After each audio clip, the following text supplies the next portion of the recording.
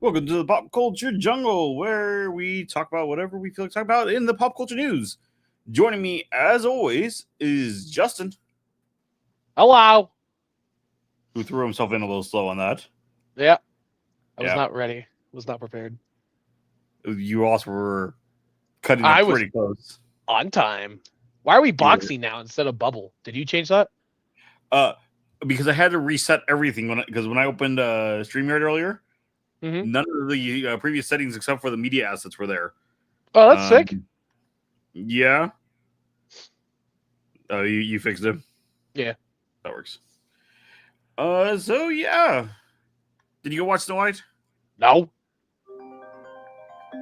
Hello. Snow White's calling, telling you to go watch your movie. That's not Snow White. But it should be good. No, Snow White's calling and trying to remind everybody that the movie's out. Because did you know the movie's out? Because the box office didn't. We'll get into that.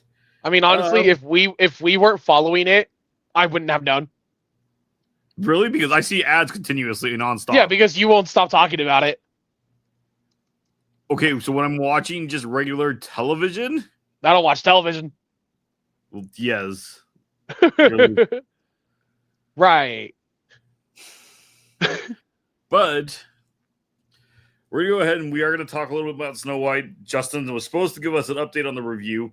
Jamie kind of gave me a heads up earlier. He was hoping to be able to join in, but they're working on home renovations, so he might not be able to join in. So we might jump back to a review section, depending on if he does get in. But to start it all off, we do have to go back to the 19th. Okay. This was posted over there at That Park Place is where we're going to start. Because I thought this was just kind of funny and a good way just to get us going. So, That Park Place. Rachel Zegler's Snow White movie story spoiled by the British Board of Film Classification. Trigger warnings. What? Yep. So, trigger warnings have increasingly become commonplace, often serving as tools to help audiences avoid distressing or unsettling content.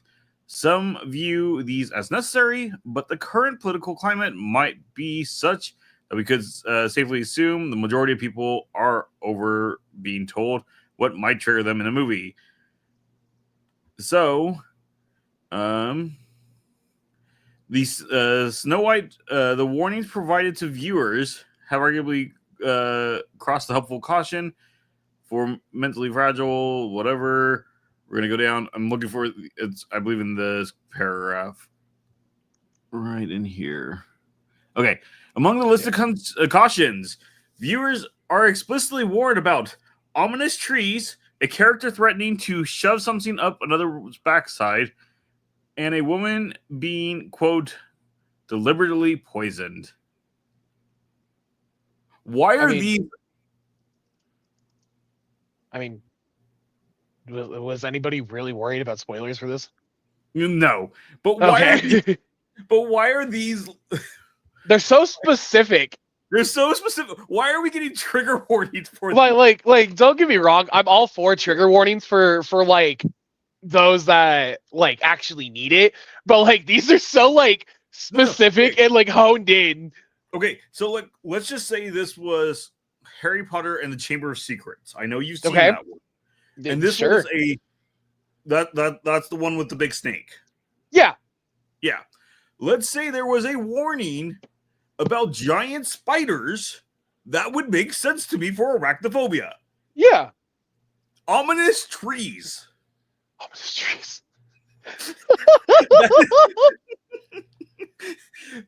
We don't have to look at any of the ominous trees and sticking something where the day won't shine. They'll try.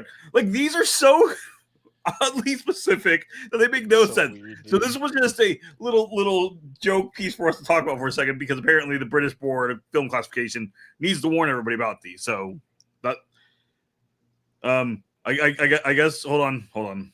We need to be serious for a second. We need to put up a trigger warning for sarcastic attitudes, bad hot takes. Bad hot takes? Excuse me. My hot takes are enamorous. Oh, are they? Yeah. Well, we know how well the movie's doing, and since now we have been properly warned about ominous trees, we can go over to the New York Post.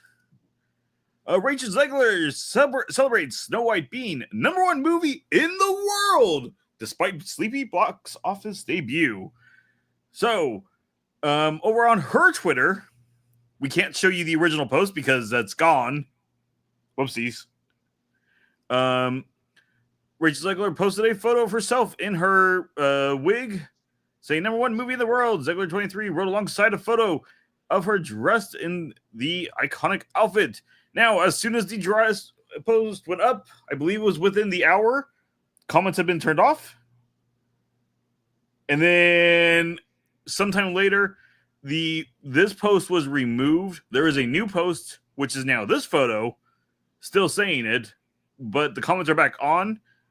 And everybody in the comment section is just going, there's nothing that we're competing against, right? But even Deadline has gone ahead and jumped forward and has finally admitted that, yes, this movie's kind of a bomb. Really, we only need the headline out of this one. Again, they were going forward and saying that this was last week, that the movie was going to be successful. We were not talking about Snow White because I was tired about talking about Snow White. But last week they were saying it was going to be successful despite the minor population that won the election. And now they've admitted that actually it has nothing to do with politics. It goes on to give the actual percentages down in this paragraph here. Not that paragraph.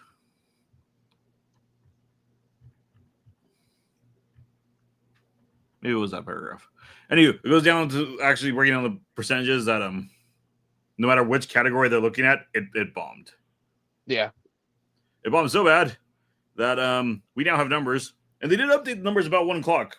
I was texting you about that. Domestic box office total is currently, let's refresh, make sure there's no other spike changes. We're now to 44 million. This is down from what it was yesterday that I sent it to you. Well, it's up technically because now we count Monday also. Yeah. So pre-sales was 3.5. The weekend is where we then get up to our 42. And it did 2.5 yesterday. 2.5 on a Sunday? Oh, yesterday was Monday. No, man. Yesterday was Monday. It is also Monday of spring break. It Some is number 1 for the week, but there's nothing it's competing against. Yeah. Or number 1 for the day. It was an average of $600 a theater. That's it? Since ticket costs are about $20, it averages to about 30 tickets a theater was sold for Snow White. Jesus Christ. That's not even one Harkins or IMAX room. Yeah. That is pitiful. Now, I did not pull this up, and I should have pulled this up. That's my bad. I wanted to pull up right alongside it. What, Cap? We're gonna pull up, the numbers for Cap, and we need 2 more tabs. The numbers for Mufasa. Oh. The numbers for The Little Mermaid, because that is its direct competitor technically. Yeah. And the numbers for the Marvels. Just give a little bit of everything. So, On Brave New World, we'll come down to the box office. Box office opening weekend was 88 million. Pre-sales were 12 million. So she is definitely far behind on that one. Yeah, double. Almost double. Pretty much almost double. Well, no, more than double because the weekend was only 42 after the numbers got finalized. Okay. Mufasa. Mufasa is, of course, the most recent live action that came out. This one did surprisingly well. Snow White beats it in the pre-sale by 200,000. Mm-hmm. On the first weekend, Mufasa closes at 35 million, so it does beat Mufasa. Yeah. I think Mufasa was more like just in it for like forever almost. Because Mufasa's still in some. Yeah, exactly. I think that's why they like Mufasa's making money is just because it's been in theaters for like 4 months now. It did take off also in that, and the biggest thing is the international. It's sitting almost 2-1. Yeah, that's where Snow White is suffering. Is Snow White is actually beating international right now. Oh yeah, that's not good. That's yeah. The Little Mermaid. This is again direct competitor. Is this like same release window as well? I don't think it is. This was in May, so this is slightly later. Fairly close. So, pre-sales were 10 million, and opening weekend was 95 million. 95? Wow. Again, compared to 42. Yeah. Okay. Where did Little Mermaid end? Little Mermaid it landed pretty well right in the middle where it's supposed to. Worldwide, it got to 600 million. Again, our rough numbers when we looked at it the other day, Snow White needs to get to 900 to break even. 900? Yeah. So even if it were to be following Little Mermaid, which it's far behind, yeah, it still wouldn't have made that goal. I think they might just Mufasa and keep it in theaters for like 4 months. But they really can't with their slate. Well, not even that. I think they're going to try to, but I don't $600. I don't see theaters letting it sit there. No, they would rather bring back old movies and sell them for $5 a seat. Yeah, because you should be making that even on a $5 ticket. You can make that quickly on almost any sell. Yeah. That is pitiful numbers. $600 per theater. Yeah. That's crazy. That's not even paying your entire staff the 1 hour. Yeah. And that's the entire day. That is horrendous. But that is like one movie though, yeah. Well, yes, but that was the number one movie for the day also. Yeah. But also, like nothing's coming out right now. Well, no, nothing has come out, so they're waiting. I mean, it did better than Paddington. Paddington's been out since Mufasa. Yeah. So, correct. But at the same time, that also means that we're doing this great with our numbers, competing nothing. This is missing the people that are just like, it's a Monday. We have nothing to do. We'll do what we do every Monday. Go to the movies. They're going, oh, nah, we'll wait. We'll find something else to go see. Now, that is a small crowd, to be fair. That's more of the weekend crowd, but the weekend crowd really didn't come out for it either. Yeah. The Marvels, which is the last one I had here, domestically, it ended at 84 million. Okay. Oh, I gotta go to the box office. My bad. The pre-sales were 6.6, so double Snow White. Yep. And its first weekend was more than Snow White. by 4 million. Okay. Not saying it's going to go the route of the Marvels, but this was a November drop, which is usually a pretty good time for movies, and the numbers are lining up pretty close to here. Yeah. And the Marvels were in it for like 2 months, so we'll see where it goes. It's just,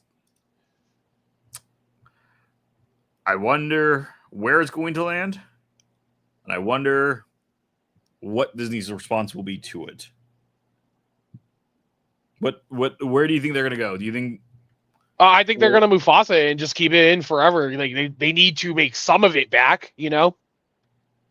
No, and or do they just take the box office hit as a tax reduction? It's going to be a write-off one way or another. They're never going to make their money back, so it is going to be a written-off film.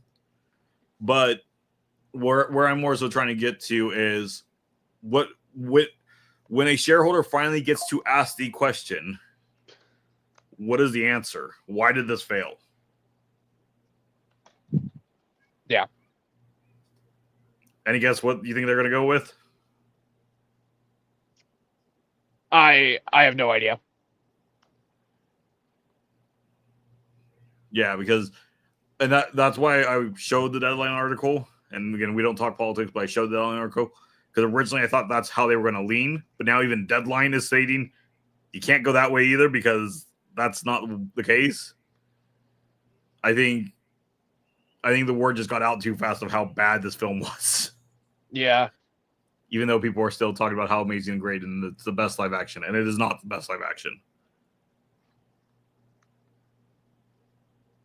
You don't have an opinion because you didn't. I got no horse in the race, one man. thing you were supposed to do. Listen, man, I'm busy. What did you say? I took Lynn to school, and then we went grocery shopping, and then I played Siege. Exactly. I played Fortnite before I played Siege. Sorry. Oh, you're right. You're right. Yeah. Okay. Gosh, George, I might go tomorrow. So we're gonna have to talk about we'd have to talk about. We'd have to do the numbers update, but we're gonna actually have to have an in-depth talk about it then next week. Is what you're saying? I suppose. I mean, I guess I was gonna bring it up anyways a little bit next week because, in case you guys don't remember, I will be boarding the Disney Wonder this week. They always show theatrical running movies on the ships. So supposedly it will be on the ship.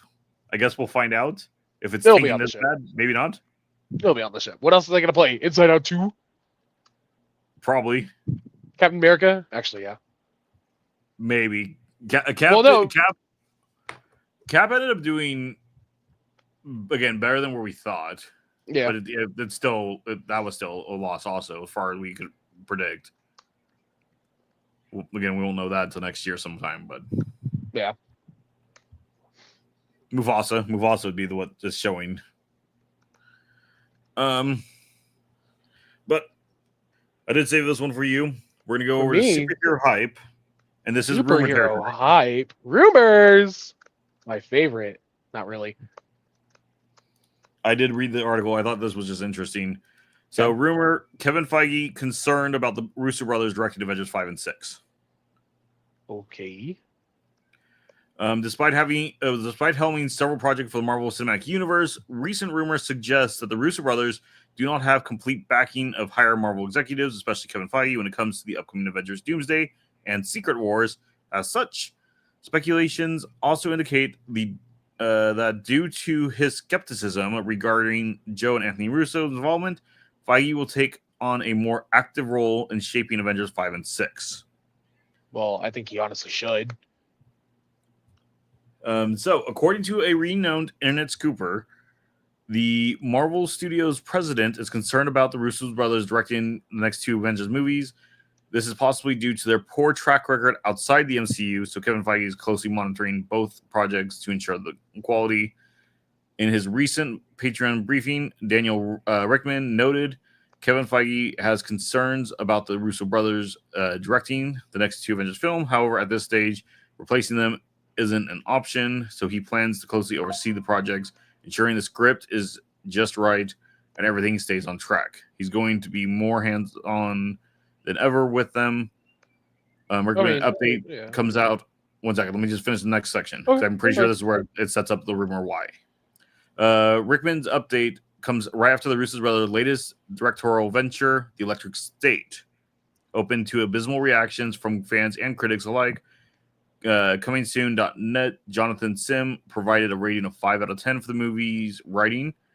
The positives and negatives wind up negating each other, making it a wash. In general, Joe and Anthony Russo have tasted little critical success in the director's chair following their exit of the MCU in 2019, overseeing underwhelming projects like Cherry and The Gray Men. Okay. I wanted to get the context in there before I let you go. And it doesn't really surprise me. Because like honestly, I kind of have this take as well, but like at the same time, you look at what they did within the MCU, and that's Winter Soldier, that's Civil War, that's Avengers Infinity War and Endgame, right? Yeah. Their track record within the MCU is 0 to none. Like it is stellar, right? Correct, but that makes me wonder, and I'm sorry for jumping in. Go ahead. It does make me wonder though, how much of those were written by them opposed to directed by them. Yes. Because we have seen, even through just regular credits, a lot of the writing team we had up through Endgame are gone. Yeah. And so you can have a good set of writers and a bad director and have a bad film. You can have bad writers and a good director and still end up either a bad film or a, at least workable film. Yeah. You have to have the good partnership. It sounds like, at least from what I'm reading, and this is why I wanted to jump in, it sounds like to me that the Russo brothers are more so writing this next set also. Okay. I believe so. Don't quote me on that. No. Yeah. Again, we're in rumor territory. Do not take any of this little section for this little time being as, fact or whatnot. But please go on. But like, it also makes me question how hands-on was Feige on those other projects that they worked on, Yeah. Because, and then like these films are so critical to everything else, like future MCU, that they need to get it right. And I think he needs to be extremely hands-on with these ones, I think. Okay, let me pose a question. Okay. Based on the article, do you think that he's nervous about them, or do you think it's more so Big Brother Disney is not happy with the way the MCU is running and more on his back to make sure these next two are either successful or maybe this is looking towards the end of his contract? Since we have had what in your opinion, what would be a success in this after Endgame from Marvel besides Spider-Man? Guardians 3. Okay, I'd give you Guardians 3. But Guardians 3 was written pre-Endgame, I believe it was. It couldn't have been. Maybe like the general plot, but like the like script could not have been written pre-Endgame because it's so pivotal because Gamora isn't part of the team. True. Because Gamora's dead. True. Yeah. Well, but Gamora dies in Infinity War. Exactly. So they could have been written pre-Endgame. What are you saying? There's a period between Infinity War and Endgame. No, there isn't. The movie came out next to each other. It came out a year later. Yeah, a year between. Correct. But Infinity War and Endgame were written together because they were shot at the same time. Correct. But it could have been written before Endgame came out. Okay, I understand what you're saying now. And so the writing team was still there because if the writing team would have been around to still help with the edits. Okay, I get what you're saying now. Let me see. Shang-Chi. Oh my God, Shang-Chi. Like, it's not like standout perfect, but like just as like it's just a solid MCU movie, I think. See, I would actually personally rate Shang-Chi pretty low. Yeah. I don't think it's strong. I don't think it's a strong contender. I think that's also why we haven't really heard of anything more with the character. I don't even think financially it did well. Pull up the numbers. That was where I was going. Yeah. Because I believe that's wrong. If it did, it might have done well overseas. I don't believe it was. It would have done like amazing in China.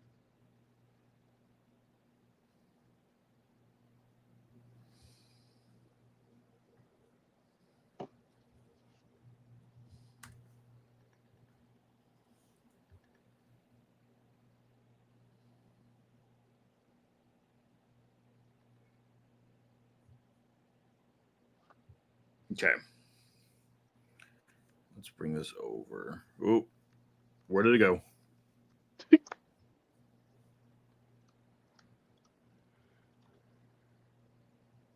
Seriously, where the world?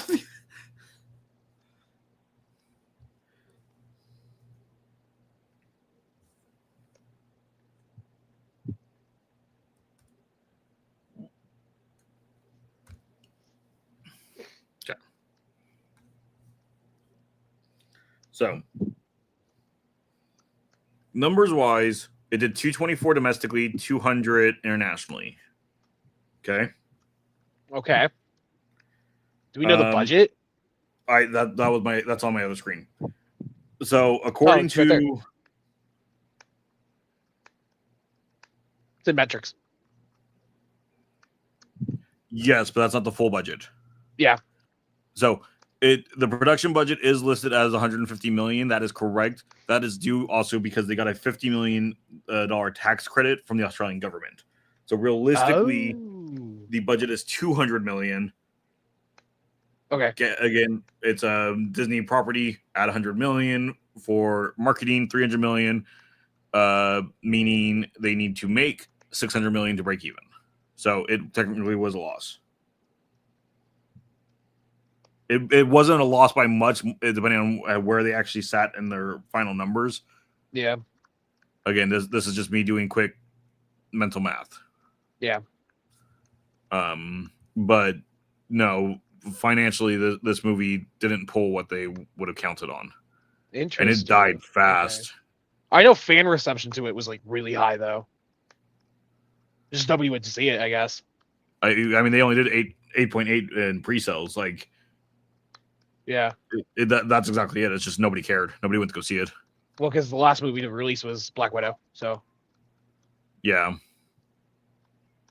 Well, this is 2021. This was September. Yeah, sounds right. Black Widow would have been February 21, or February or March 21. Yeah, so I mean, we're still. Oh, actually, no. I think it was July.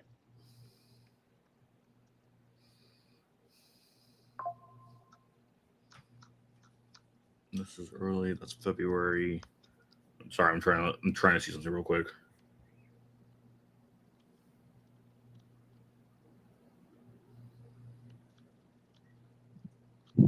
So I just went back to the CDC's website. Okay. Okay. So I'm trying to put myself back where we were at this time of everything going on. Oh yeah, that's a good point. And we were still very much in the middle of everything. Yeah. So that is to take into consideration with it. Mm-hmm. But even if we look at the home market sales, it only did over 15 million. Yeah. So the people that went to see it, who were excited for it, I think overall liked it. Let me drop you. What, Rotten Tomatoes? Yeah. RT, yeah.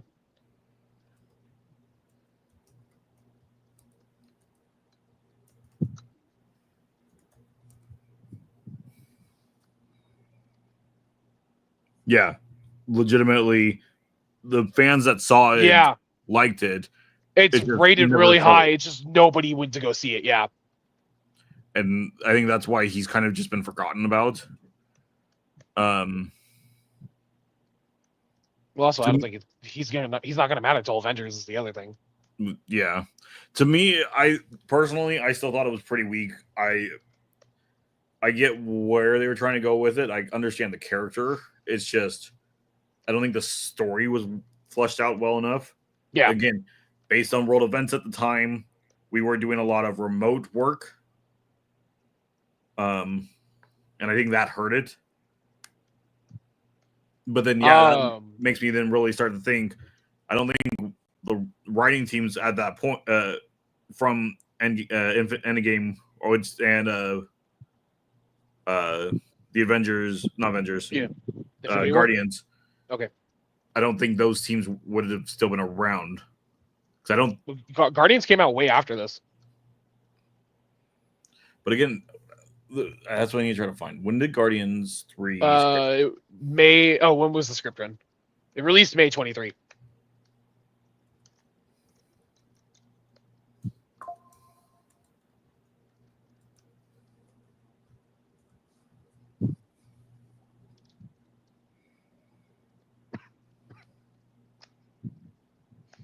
It released when? May 23. I think May. It was May or June. When's Coachella? June. So release June then. June 23. According to James Gunn, the script had been finished in November of 2020. Okay, so, which is post Endgame. Yeah, that is post Endgame. So you are correct on that.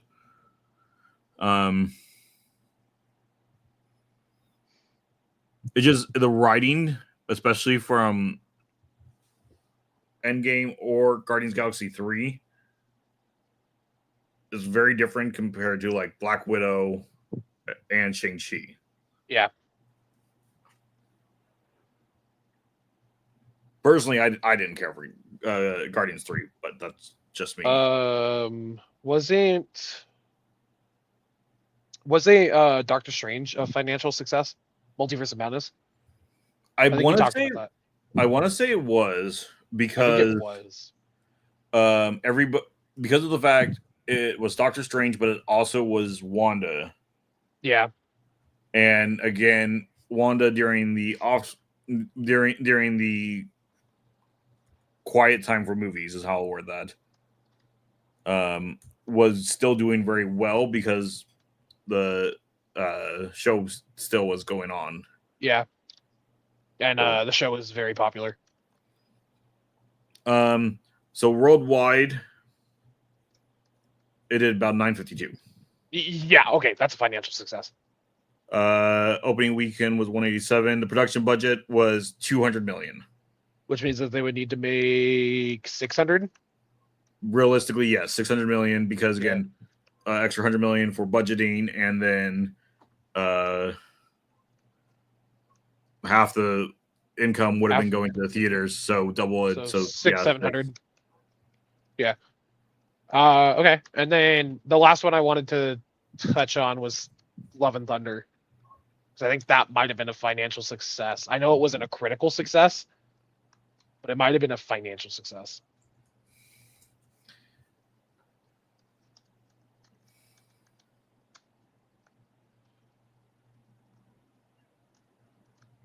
Wow.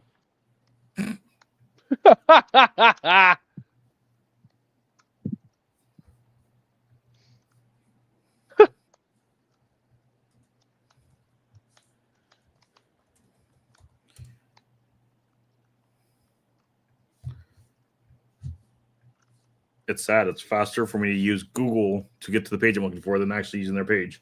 Yep. If it loads. There it goes. So Thor: Love and Thunder came down to 760. Because I think this is when the wear and tear of Marvel at this point is coming in. Yes. People are getting the exhaustion. This was the hard fatigue. I had a really high budget. God. It had a budget, 250. So 125. So that brings us to 375. So 750. Which it broke even. It broke even. Okay. Okay.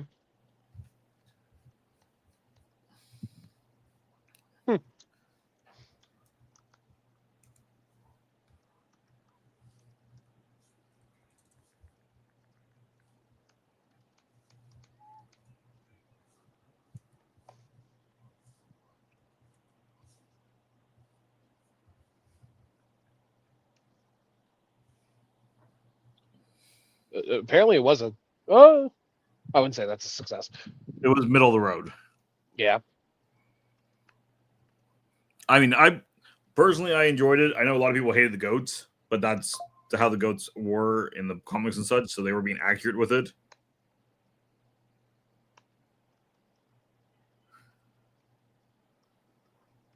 I don't know.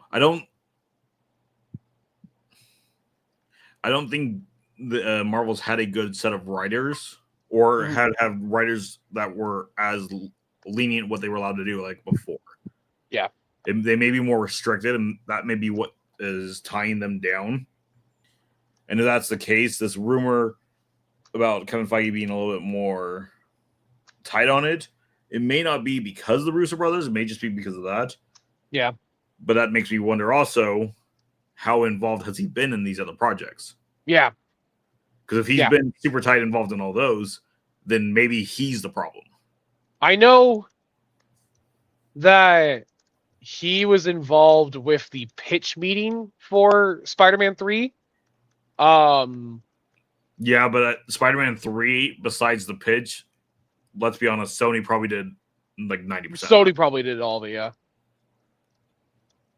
Yeah. I don't know. Do you, based on the way writing's been, do you think we're going to get a good script for Doomsday? Not, I mean, do obviously you I want a one. good script? Don't be a fanboy.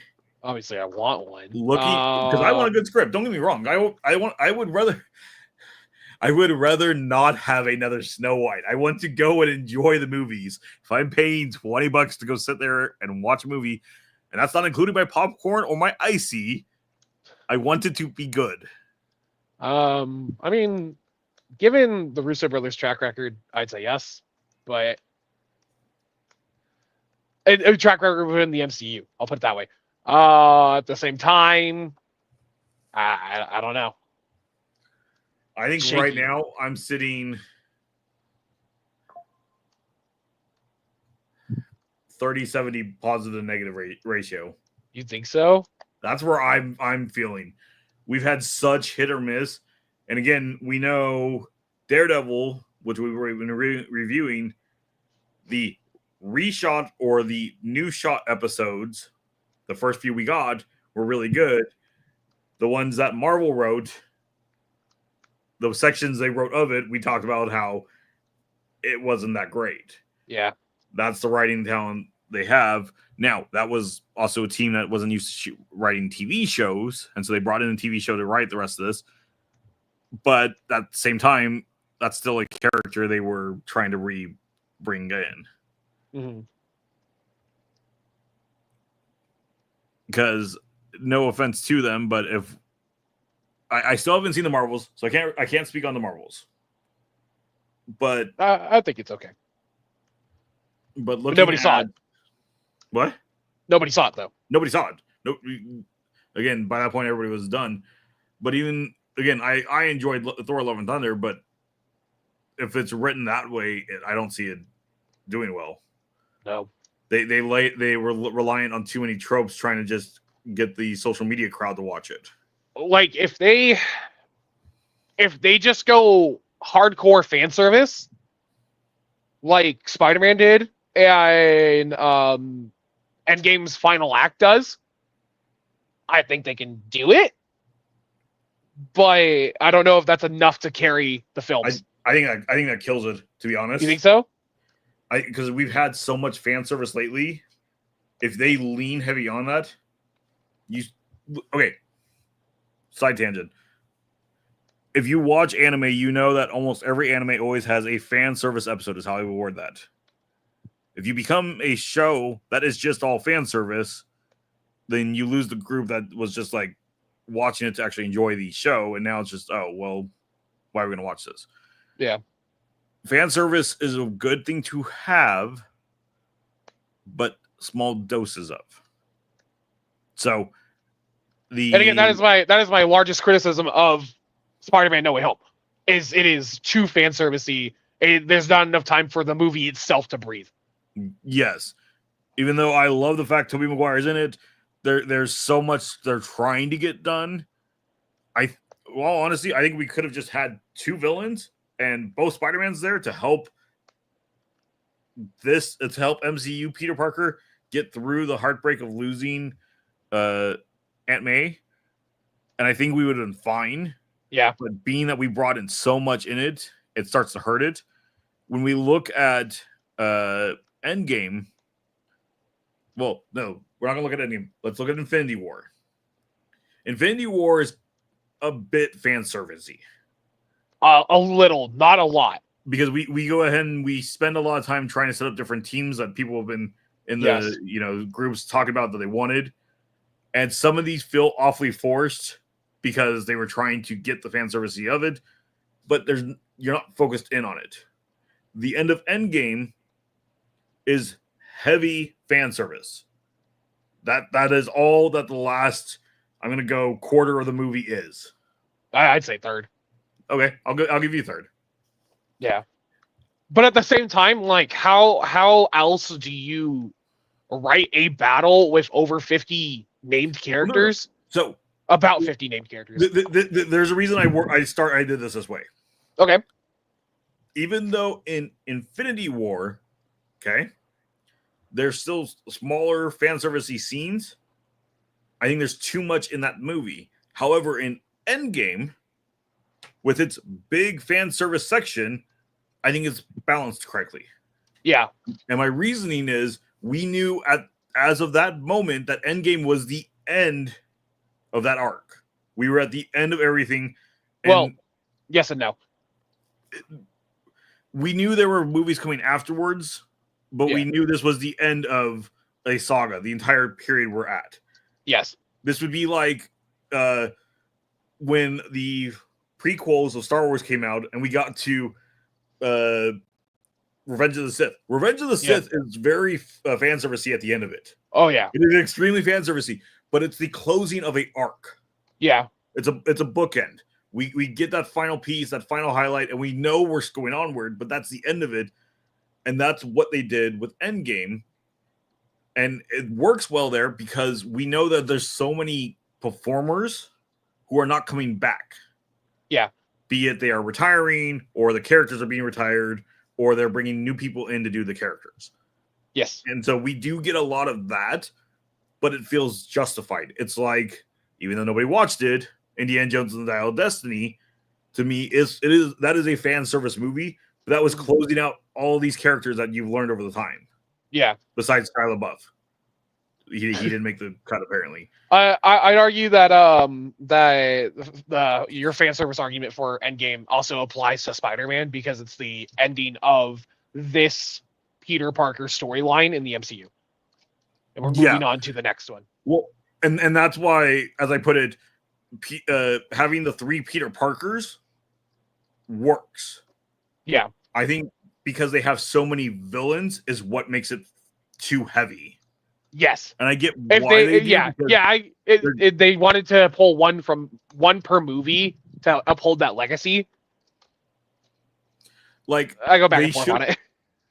In my opinion, it should have been one Spider-Man and one villain from each of their universes. Yeah, because then that would balance it out. But at the same time, how do you choose between Green Goblin and Doc Ock? Green Goblin. Because, like, my generation would hard disagree with you right there. My generation would say Doc Ock. Correct. In all honesty, I would agree with you, except that Green Goblin is iconic with Spider-Man. And it goes back and forth. It goes back and forth, honestly, George. You think so? Yes. Well, then where is my Doc Ock backpack at the Vengeance store? Is there a Green Goblin one? There's a Green Goblin mask and bomb. Oh. I don't know what to tell you. And it is straightforward the Green Goblin mask from the movie. Yeah, it's from No Way Home. Yeah. I know what you're talking about now. The Legends, yeah. Yeah. I have no argument for that. But also, we could have also dropped one of the villains from the other movies and still brought Doc Ock in. Yeah. Because, frankly enough, most of the other villains in that one are very forgettable. Yeah. Oh, I mean, it's also to, like, give those characters their proper send-offs and all that. Well, no, I get why it was done. Don't get me wrong. It's just... Yeah. And to fix the ones that they did wrong, like Electro and Electro.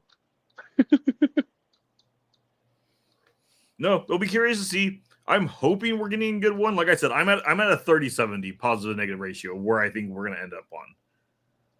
Because it's either going to be that they figure it out, they write it well, or I think they're going to lean too heavy that they have all these actors still in contract, and they're going to just go heavy fan service. And if we look at the concept art we talked about, there's a lot of different characters in there. That tells me we're going heavy fan service, which is why I'm that 30-70 ratio at the moment.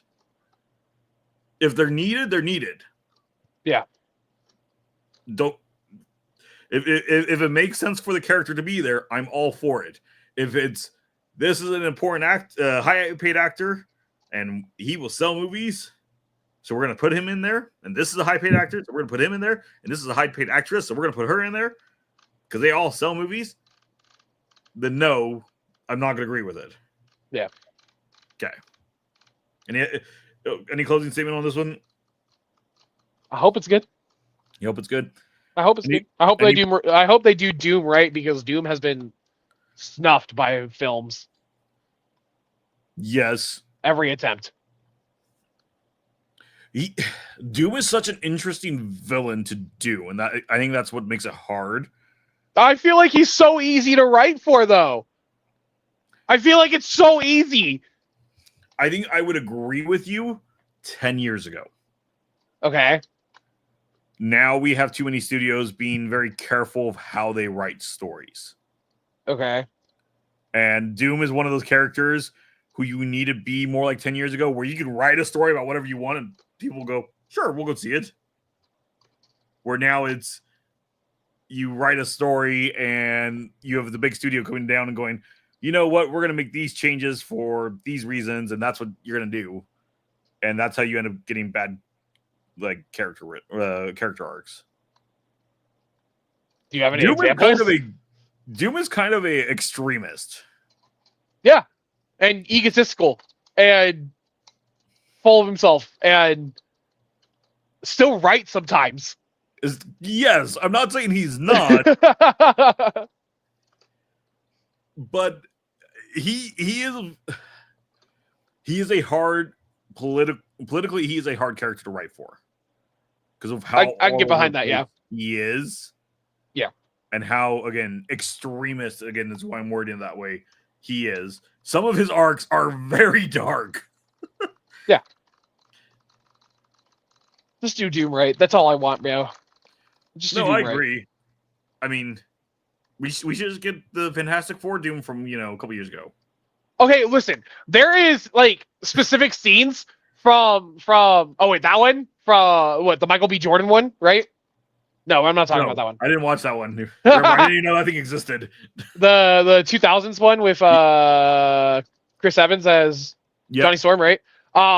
There are scenes where he's written correctly. There are scenes where he's written correctly, and the whole Silver Surfer movie where he's the secondary villain is written correctly. But it's just the Silver Surfer, so I couldn't tell you that one. It's just so weird. I don't understand how we're to the point that we're getting 2 Silver Surfer movies. How we've had one before and we're getting a new one. I mean, Silver Surfer isn't the main antagonist of this film. I'm just surprised the Silver Surfer's background. I don't know why Silver Surfer got a main movie in the first place in the early 2000s. It's the Silver Surfer. It makes no sense. Yeah. Anywho, Moving on. Segue. Before we make any comments along the way, we probably shouldn't make. It's Goofy Movie's 30th birthday. This is coming from the Disney Parks blog. There's new merch. I've already bought some merch. Already? Is it out? Right now. Oh, wow. It dropped yesterday. Oh, wow. So we have a stage crash ready wardrobe. So we got. Wow. That's You don't really object? ugly. I don't like the sweater either. I think this is the image that I saw. I'm like, I'm buying a sweater. And then I get to this and I'm like, yeah, I'm good.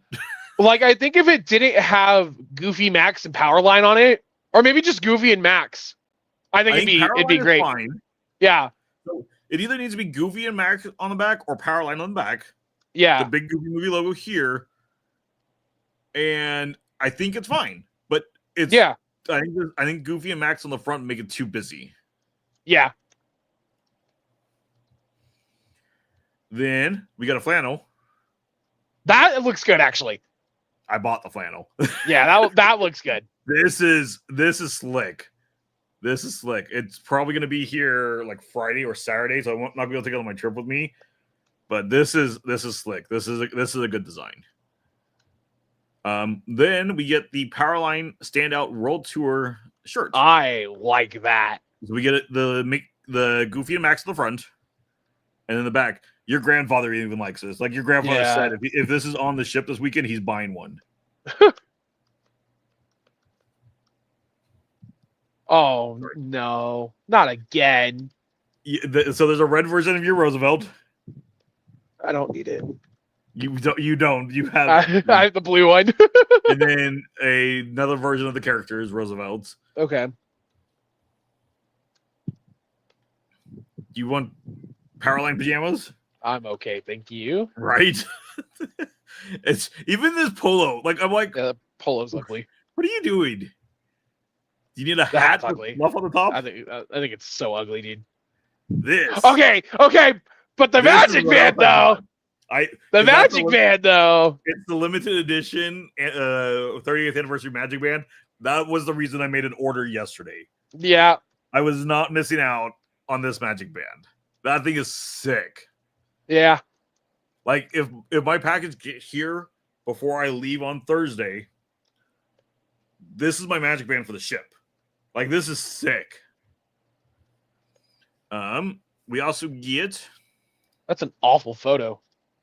a new Loungefly. I think it's because it's trying to show the Goofy and Max clip. Yeah. And then That's ugly. what? Hell yeah. I dig the gold Loungefly. That's ugly, bro. I dig it. And then So this one's just funny. I just want the clip. What the? What the? It's because it's Loungefly. Oh. I didn't realize that the clip was the Leaning Tower Cheesa. That's funny. We also get a little Max as Powerline stuffy. Nice. Bobby with the Leaning Tower Cheesa. I don't need it. Are you sure? I don't need it. He's only $12. I don't need it. Even comes with Is it an exclusive? No, it's not. a special edition. I don't need it. He's a Funko special edition. He even has the can of cheese in his other hand. I don't need it, George. Not helping over here. You know you're gonna buy it. Yeah. Yeah, exactly. The Powerline's pretty cool. The Max Powerline. Max Powerline. I like that one too. If I can find these like in the park or whatnot, I'll grab them. But I'm not Like I don't like Goofy Movie enough to buy pops of it, right? But I know you do. Yeah. Especially that Max one I know you'll get. The like Max 100%. But like And I so know much you're of my gonna buy the personality is based off of that one throwaway line.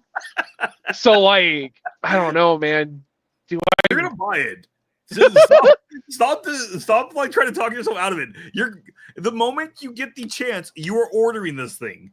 Yeah. Like, I'm surprised you don't even have the earring yet. Like, come on now. No. Then Power there's limes. Nothing new about them. Nothing Just new there? about them. Okay. But no, that's cool. Hell yeah. There's also I didn't pull up the article. There also is a documentary coming out on Disney Plus. I meant to grab that. I did last too. week. But yeah, a documentary for the behind the scenes of making of a Goofy movie, which is cool. And it has like commentary from like Bill Hader and like the director and like a bunch of people. Yeah. Oh, I'll have to check it out. Yeah, when it comes out, we'll check it out, and then we'll talk about it during one of our shows and review what we think of it. It is a documentary one, so it should be fine. Again, we're probably not going to review it. It's a documentary. We'll review it during one of these shows, just like a 2-second review. Yeah. It won't get its own dedicated video. No. But what has gotten by other people dedicated videos is a fire at EPCOT. Fire in the France Pavilion. In the France Pavilion. Now, please be Ratatouille. Please be Ratatouille. Please be Ratatouille. It is not. It is a walk-in cooler that was an outdoor walk-in cooler out back. Like cast member section? Backstage, yeah. Okay. I know I've seen content creators coming out saying that you're going to hear everybody talking about this and how this isn't a problem. We're going to come back to that. Yes, nobody was injured, thankfully. Yes, this did not impact guest areas, though they did evacuate the land while they were working on it, obviously. But we are going to come back to that little topic there, okay? Okay. So it appears over the fire in the World Showcase area. The fire was near the France Pavilion, but was reportedly extinguished. Thankfully, no injuries were reported. It started around 7 p.m., but it was extinguished by 7:15. Again, it was just on a freezer, so it was pretty quick. Yeah. I think that's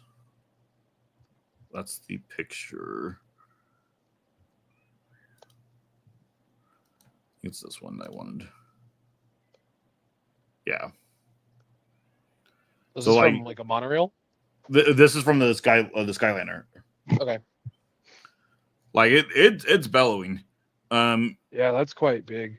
I mean, as everybody put it, what it probably is just the kind of insulation you would get on a freezer and such is pretty much like gasoline. Yeah. Like it burns super fast, and so you can see it's just gone. The cause of the fire, unless they've updated their article, they have not, is not out yet. We probably won't ever get told what the official cause is. Probably not. There are compressors and such for these units, usually on top. So it could have been just one of those either went bad or popped. Overheated. Mm-hmm. Yeah. Because just, again, it's Florida sun and such. Now, yeah. Those who are coming out and saying that, again, this was backstage, it's not a big deal and such. The problem is, and for me, the problem with that statement is that's showing more of a lack of maintenance, which we're seeing more and more issues with consistently. Like in EPCOT specifically too. Well, EPCOT and Magic Kingdom, but EPCOT, yes, but especially like we're seeing ceilings falling over at Soarin'. Yeah. We're seeing sewage leaking on people. Like this is not something to just brush under the rug of like, oh, was this backstage? So it was nothing. This is a bigger deal because this is showing an issue with maintenance. And that's concerning. That also, though, ties in with our next article that we are talking about of being concerning. And this is one that I'm back and forth on. Okay. So, one of my favorite attractions at Disneyland is Walt Disney's Enchanted Tiki Room. Oh. And they are finally doing a refurbishment. Yeah. They are also going to be removing Tangaroa tree and replacing it with a new Tangaroa tree. Supposedly they went in, they were using 3D modeling to go ahead and copy it so they could reprint a new one. My concerns is right now, whatever Disney touches is having problems. And that tree's worked, like, it doesn't work great. Don't get me wrong, but it's worked fine for years. and I would love the attraction to be taken care of, but I don't know if the current team can handle it. Is that being too rough, too mean? I don't think so, given their track record. Like, don't get me wrong. I want it to be good. I want the team to do great, and I want to be able to see amazing projects and such out of Imagineering again. It's just, unfortunately, the current track record we're running with is not very solid at the moment. Yeah. I mean, but on top of that, I don't think there's really much to touch on here. Well, the thing I was going to say was, it's been in place since the show opening in 1963. So please, if you're removing the tree, be careful with it. Yeah. Let the archives come and properly remove it. Yeah. This is a historic piece to the attraction. This attraction is very important. In case you forgot, this is the first set of audio animatronics. Please be careful with it. That's why they're fully rebuilding it instead of just replacing it, huh? Like, or replacing it instead of repairing it. My guess is it's probably just cheaper and easier just to make a whole new one than it is to repair that one. I don't know how this is wired together. Let's start with that. But based on the way it moves, it's most likely a tether system of ropes going through the vines, which is why they're more straight the way they are, to one big spindle here. Yeah, I would assume so. And down together. Yeah. What it probably is it's probably, to get to this motor, pretty intrusive. Yeah. And so they probably don't have a functional way to repair it correctly. Yeah. Like, we've seen it have issues before, but it always, whenever it has issues, it just seems like one of the flower pots just stops working afterwards. My guess is they probably just tie it off and don't go back to fix it. So I think that's what it is. We're getting to that point. And it's probably one of those things that, being that we can now install the servos at the top of the leaves themselves to drop it, that's probably what they're wanting to do. Yeah. They probably have to expand the branches a little bit wider out to handle the new motors. To handle the weight, yeah. And so that's probably a lot of this. Again, just do it right. When it reopens sometime later this year, I'll go by and check it out. Just do it right. This is an important attraction. This is our first, supposedly restaurant with animatronics and such inside. Yeah. Even though it never once serves food there.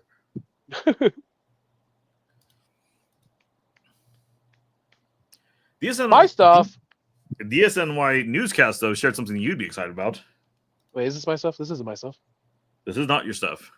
Oh, here's the outline track I saw this! themed roller coaster to be built at Shanghai Disneyland.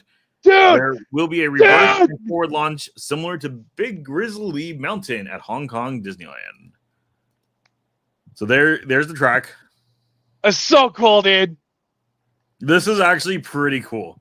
So, loading station goes in, reverse launch into, this is probably just a big arc turn. Yeah. A big bank turn, I mean, and then bank back to go down into the launch pad to launch forward. This is a show building. That's straightforward what this is. And like I can point out exactly what that forward launch room is going to be if you go to the concept arts when we're done here. Oh, okay. And then launch out, come around again, bank turn. This is a corkscrew. Yeah, like I can tell just by looking at this. This is a corkscrew. Yep. Bank back around. Like, it's a pretty simple track. I don't think it's going to be a long coaster, which is I don't think so. I hate that we're getting into like the day and age where all of our coasters and rides we're building are just getting shorter and shorter. Like, Tron is way too short. Mm-hmm. Like, a minute and a half, I think, is the entire length of that ride. There's one of our concept arts. This is like the corkscrew outside. Yeah. What I'm intrigued by, they're not wearing shoulder restraints. This is corkscrew with lap bar. Or you don't need a shoulder for corkscrew. That's right. Velocicoaster showed that. Yep. That's gonna be weird. Yeah. This is the forward launch. I'm kind of bummed that we're focusing more on spider bots because that was kind of a failure. But or this might be the launch station, because like high key, I want so desperately for the either the reverse launch or the forward launch. I want so desperately for them to make a web slingshot. That'd be is going to be so cool. This is the forward launch. The reverse launch is not in a building. No, I'm saying that could be like the load station. Sorry, the exiting the load station. It's not. It's not because of how thin we're at. The building ends right here where the tracks merge. Rats. So that is the forward launch. I just want a web slingshot. And I mean, like, they could make it like a physical prop outside on the reverse launch. No, yeah. I just want a web slingshot, dude. I want to be going fast towards something. Spider-Man go, oh no, and then shoots a web slingshot, and my car gets stuck on it and gets launched backwards. That'd be so cool. Well, I will say this. I know it's not going to be. My opinion is I think it would be cool for one of these turns since you got the prop set up for it. But again, you're going to go by too quick, so they're not going to actually do anything with it. That'd be Spider-Man like, nope, not that way kind of situation. And pulls you. Oh my god! Yes, it's not going to be the case. There's no way that they can feasibly sync up the statue moving with the cars each time. Yeah, sure they can. You don't think so? Oh, you think so? They absolutely can. Okay. Oh no, that'd be so cool. Again, we just look at Hagrid's motorbike experience. There's so many things on that coaster. Yeah, okay. Probably the match to it. They could do it. They're not going to. I want to, dude. Oh my god, that sounds so cool. There's just like so much potential for a Spider-Man roller coaster for like fun Spider-Man moments that I hope they get it right. As a Spider-Man fan, I'll probably never go on this because it's in Shanghai. But I want this to be good, dude. You might even be too big to go on it. Yeah, I might be just too big.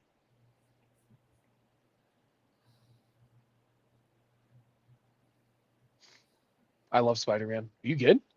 Yeah. I had notifications. I was trying to figure out why. All right, this is when we get to yours, so I have to change this around. Oop. My stuff. I told you this was going to release this week. What are you talking about? The video that was just there. The Marvel one? Yeah. Okay.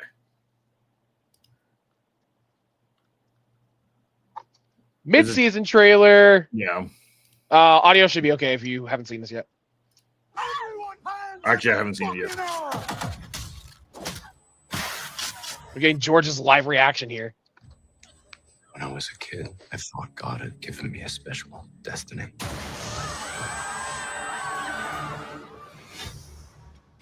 Like a mask and a purpose could save me. I hate the gold mask. My mistake was thinking I was immune to the darkness.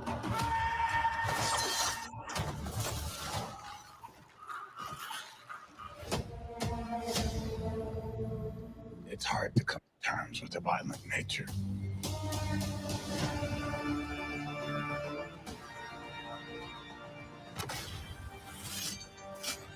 Love to see Frank. Tough guy, huh? Not at all.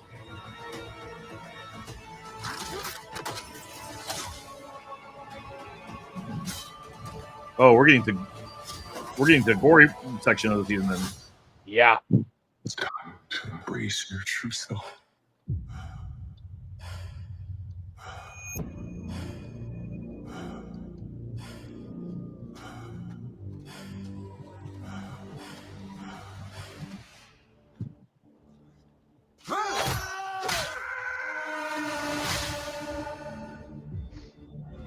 A lot of that trailer is just straightforward. It's the first half of the season. Yeah. But episodes 5 and 6 streaming right now.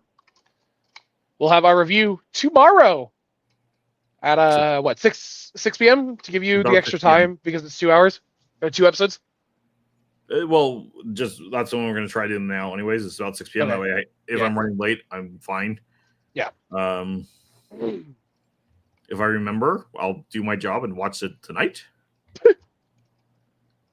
But no, it looks good. Looks interesting. It looks a lot darker, which this entire first half of the season has been Matt Murdock, so I'm excited to get to see Daredevil again.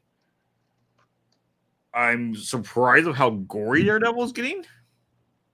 Like, not the show, but the character. Yeah. And it excites me seeing Frank back in his regular Punisher suit, which makes me wonder if we're getting a good chunk of Frank through the rest of season 2. I think Frank's going to be in another episode, and they're going to have a team-up episode.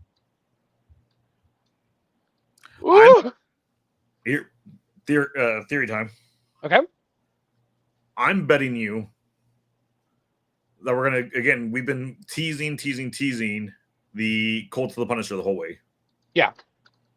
I'm betting you the full second half of the season, Frank is going to be teamed up with him to take down the Cult of the Punisher. Oh my god, dude. That's the theory. And that SWAT raid kicks it off, you think? The SWAT raid on his apartment? I Oh, that'd be That would so be the- yummy. Moment to go ahead and remove them and get them out of there. Oh my god. Oh, okay. Kevin Davis, Disney's going to bounce back theatrically. Lilo and Stitch is going to save them, yes. Yeah. If Minecraft and Sinners can't turn things around for Warner Brothers at the box office, I don't even know if James Gunn's Superman is going to be enough, even with the support from critics and audience. Oh, I didn't even know Sinners was Warner Brothers. that's an interesting thought. Yeah. I mean, okay, listen, I think one of two things is going to happen with Minecraft. Either it's going to be very middling and just not do anything, or it's going to be like a huge pop-up success from name alone. So, like Mario was. okay, all right. My hot take about Minecraft. First off, I do not want to see this movie. I don't plan to see this movie. However, I should see the movie because I should review the movie. And I know I should see the movie. And I probably will see the movie because I think you're going to go see the movie. Lincoln Steel. I think I'm going to go see it just to torture myself for like an hour and a half, but I love Jack Black. So is it really torture? Jack Black, I've had a little bit too much Jack Black recently. Chicken jockey. I don't see the movie being good. I don't see the movie critically doing well. However, Minecraft being Minecraft and the age demographic that Minecraft sells to, it's going to be a financial success. Yeah, I hard agree. I think critics are legitimately going to watch it and go, "What in the world am I watching, and why do I care?" Yeah. Even if the acting's very well done, they're probably all going to be making that same kind of statement. But when it comes to, again, the audience score, even if parents hate it, it's going to be ranked well because it is Jack Black, it is Minecraft, It's Jason Momoa. Who else is in that? There's one of the The other ones they're all new. There's Are they? no other big names. It's just them two. As far as I'm aware. Jason Momoa, Jack Black, Emma Myers. What is she known for? What? What is she known for? Emma Myers. She was. I recognize the name. That's why I called it Wednesday. Okay. Like this is the biggest project that it looked like she's done. But I recognize her from Wednesday, and she did fantastic in Wednesday. Okay. Yeah, IMDb. Sinners is another one that I think they're trying to sell based on names in the movie. Yeah, I don't see anybody else on that list at all that would be able to pull it. Oh, Jennifer Coolidge. But I don't think she's. I mean, I don't know if she's. it's big Jennifer enough anymore. Coolidge. Yeah. Like, if you know who Jennifer Coolidge is, you're probably stoked for it. If you don't know who Jennifer Coolidge is, you just don't really care. It's Jennifer Coolidge. Yeah. In the nicest way. Like, I think she's hilarious. And so between her and Jack Black, this movie might actually be decent. Yeah. Because of the jokes alone. And then I don't even know what Sinners is. All honesty. Sinners is it's a like vampire Old West movie with Michael Jordan playing the two lead roles. Jim Carrey style. Jim Carrey Sonic. And That's Haley not- Steinfeld is also in it. I think they're trying to sell it on names alone because Michael B. Jordan's huge and Haley Steinfeld is huge now. Yeah. But like the trailers I've seen of it, it looks good. So Okay. I don't know if it's gonna sell because I don't know if people are seeing movies anymore. You know, non-franchise movies. I'll put it that way. I don't know if people are going out to see non-franchise movies. I think as long as we have a good trailer and it looks like there's a good story, I think people will come back to the theaters for it. Okay. I think at this point, because we're seeing on franchise movies suffering also, it's just people are fatigued of bad movies. And I like touching back to Snow White, like you can have a really horrible movie and it do very, very well because it gets so bad that it becomes fun. And Snow White doesn't even fall in that category. And a lot of movies we're getting right now are in that category where they're just bad movies. You don't just go and hate watch it. You don't sit there and get a couple of drinks, just enjoy laughing at how bad the movie is. It's just they're not enjoyable. Yeah. And that's unfortunate. Because I would love a new story of some sort. Disney, if you want to do a new animation project, I'm all for that. I mean, I guess I can't complain too much. We're getting Elio by Pixar later this year. Yeah. Mm-hmm. See if we could delay it again. So the trailer that is there before Snow White, that This is the same trailer that we saw for. I think it's a new trailer. Is it the one with the toilet joke at the end? I don't think so. Oh, okay. It's all about him legitimately trying to get abducted. And then So yes, okay. And then his mom, who apparently works on a military base, is excited that he made a friend, even though he made a friend. Oh wait, that might be the original trailer. Does it say in the year 2023 or 2024? No, it has Okay. it has this release date. This Okay, was the trailer so Pixar just dropped with it. okay, so funny thing. When I went to go see Sonic, we Okay. got the original trailer for Elo. When it had the Inside Out release date. So it had the Inside Out release date on the trailer. But I mean, the trailer still did nothing for me. Yeah. I will see it. It is Disney. It is Pixar. That is our main bread and butter. That's where we focus on. We are big Disney fans, even though we trash talk Disney quite a bit now. That's because, okay, for anybody who's ever been like, you guys are too critical, because we do have some of those. I do read the comments. We're only critical because of how much we like and respect the company, and we know how good the company can be. Yeah. Yeah. Like, I'd be all for, good movies like Treasure Planet and Atlantis again. Those were financial all for successes, it. so they weren't good movies, George. Well, no, they were not financial successes, and that is what killed them. It's also why I've made the comment before, they should be redone as live actions, because I think they would be good with it. I understand you all want original films from Disney. Folks have show up and support these films. The box office, I'm concerned if Elio bombs at the box office, go back to producing sequels. We already are starting producing sequels again. That was confirmed at the shareholder meeting. They confirmed they are working on Coco 2. Yeah. That's a property they should not touch back into. This early, Coco. at least, I think. What? This early, at least, I think. Well, Well, even 'cause- then, like, What, it's to me, been- there's not really anywhere to go with Coco. Yeah. It's a I very feel like well. it's a complete story. Yeah. It's a complete story. It's like doing Toy Story 4 after 3 was not needed. Toy Story 3 is a good book and close. Now they're working on 5 after 4. Yeah. They're working on Incredibles 3. I argue there's a lot you could do within that universe, though. You can do more in that universe, but the second one was actually rated pretty low. Yeah. And a lot of people at this point don't even acknowledge the second one as existing. Yeah. They should just let the franchise just be what it is. I go back and forth. As the number one Incredibles fan on the channel, I go back and forth. You are more of an Incredibles fan than I am. I love the Incredibles, don't get me wrong. But you are a diehard Incredibles fan. My favorite animated film of all time.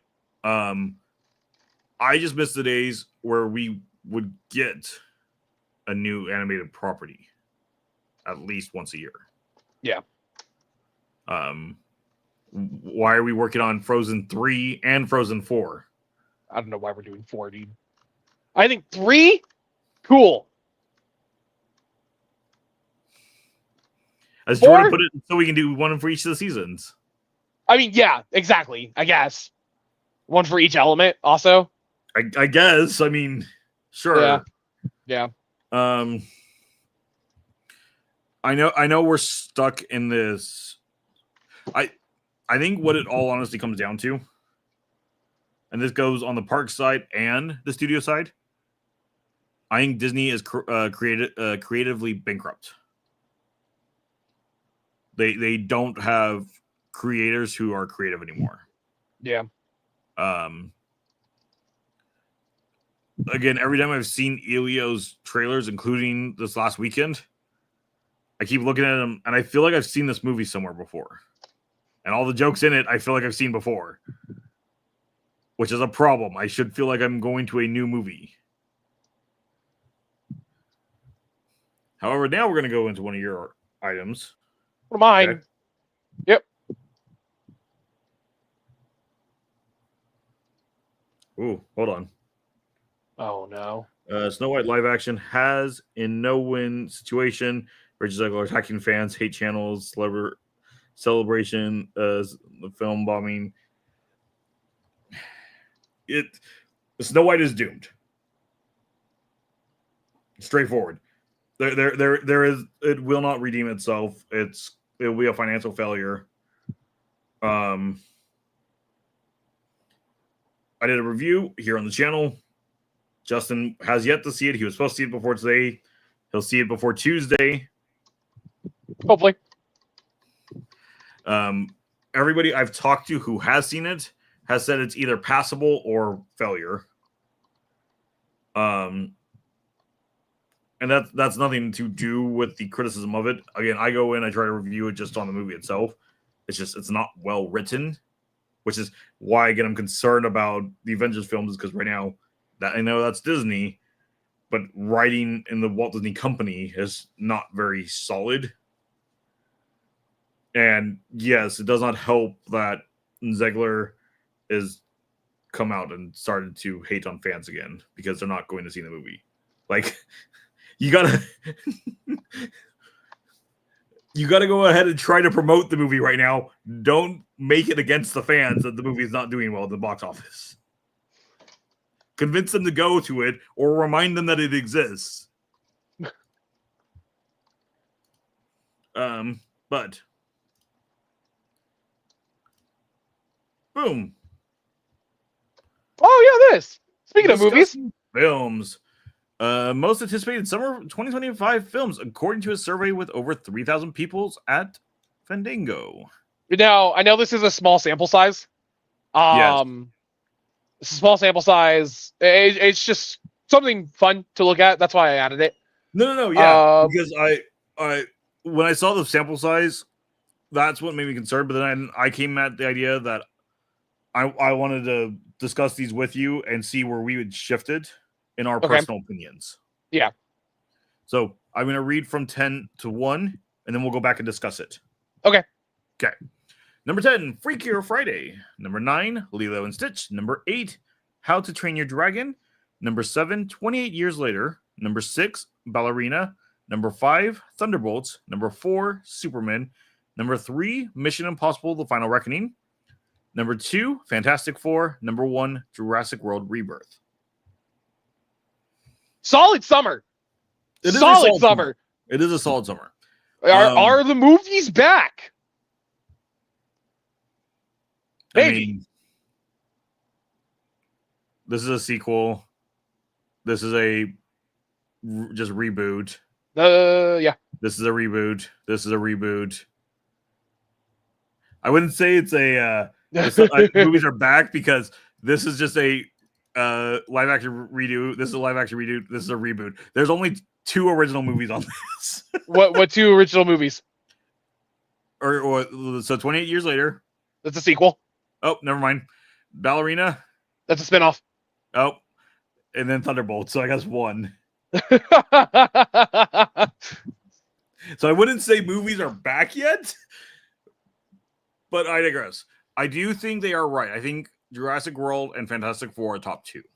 Yeah. If these are in the right order, I don't know, but I do agree with that. Probably is correct, because again, we've been talking about Marvel fatigue. Yeah. So not people aren't going to be as excited for Fantastic Four. And again, when we discussed it and we reviewed it, I said I thought the trailer was pretty weak for Fantastic Four. It is just a teaser trailer. It's not the full trailer. It is just a teaser trailer, and so that's also why we're not as hyped for it yet. But I am. I know you are. You're excited for Thunderbolts too. I am really excited for Thunderbolts. I'm not gonna lie to you. I would shift Mission Impossible down to 4 and move Superman up to 3. I was gonna say the exact same thing. I think Mission Impossible is sitting too high at this moment. I think this is more of a biasness of it. I think that is 4.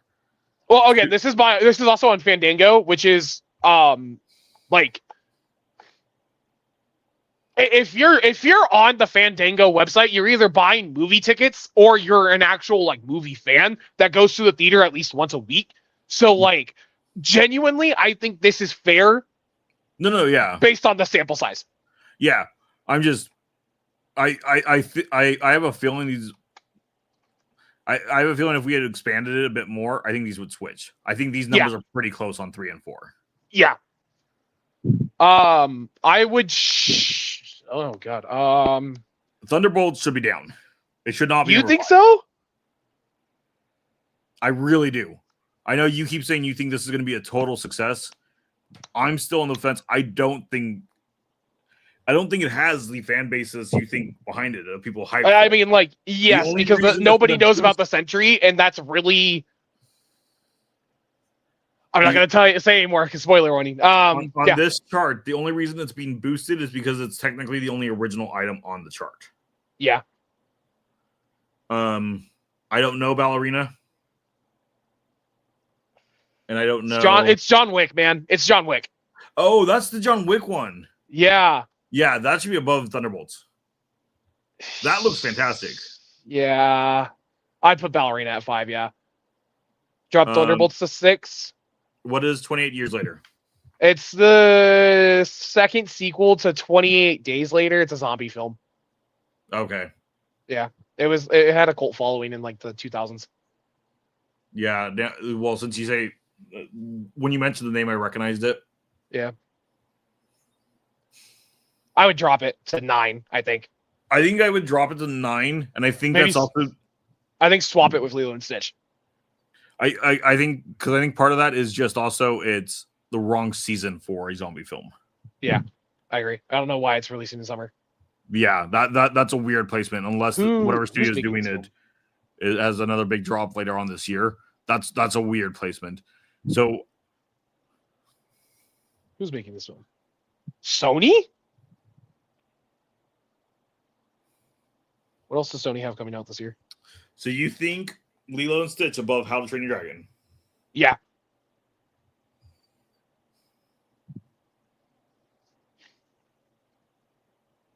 Oh, they have Megan. Oh, so they don't want to compete with Megan, so they're putting it now. Yeah. again, I would still lower it, but that makes sense than why the October movie is dropping right now. Yeah. Oh wait, do they have Megan? No, they don't. What the hell? I lied to you. They could also just not want to compete with Megan. They have a Insidious film coming out in August. And Insidious is way bigger than 28 Days. Yeah. Yeah. I'll give you Lilo and Stitch. I keep debating that in my head. Freakier Friday is last. Yeah. I'm surprised I don't the know. movie's even existing. I don't know a single person who was excited for that movie. Thunderbolts is going to do better than Anthony Mackie's Captain America Brave New World at the box office. I 100% agree. Yeah. I have no doubt about that.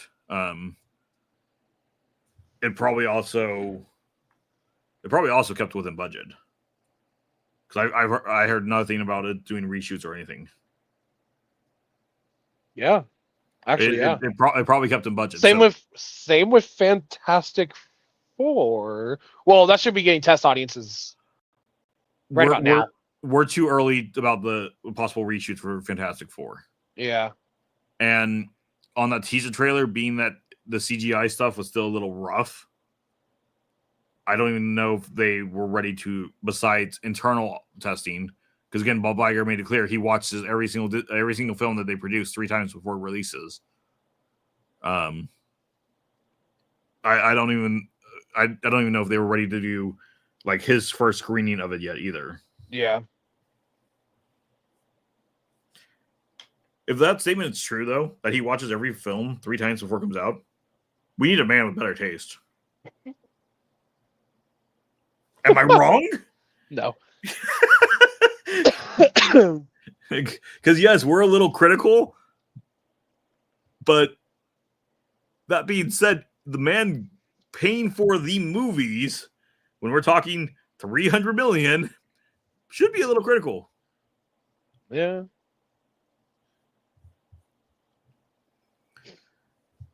And then Devil May Cry Evanescence. A new single, Afterlife. What? I just think this is so funny. Afterlife drops this Friday. And watch the lyric video featuring exclusive clips from the new series. I was so confused by this. Okay, so Devil May Cry is getting an anime series on Netflix. I know that, which I'm actually kind of excited for because Devil May Cry is kind of a cool series. Evanescence is doing the opening. I'm confused by this. I don't care. I don't know if you saw my Instagram story, but like, I did. I'm gonna quote it here. I'm gonna say the actual word too, George. Okay. Quote. Hold on, it's loading. Why is it taking forever? It's my story. Why is it not loading? I'm sorry. What the fuck? Now I gotta watch this shit. I don't have Netflix is my problem. Like, but like you sit there and you think about it, and it just works. It just makes sense why they would. You're not. But like, wrong. Evanescence is still making music. That's another point I didn't think of. And again, you're not wrong. I just okay. Like I might need to borrow your Netflix account. That's fine. But it's Netflix. It's gonna drop all at once. Oh my god, I hate that so much. Oh. Yeah. Well, it's fine. I won't be able to watch this weekend anyways. Huh. Well, it comes out. The series drops on like April 4th or something like that. Okay. Yeah. But like the animation looks clean. I mean, I love this art. Yeah, Dante looks sick, dude.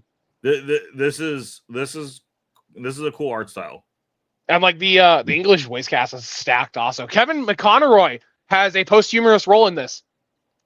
All of his lines were recorded before he passed away. Interesting. That's cool. Yeah. So this is his last work, I believe. Okay.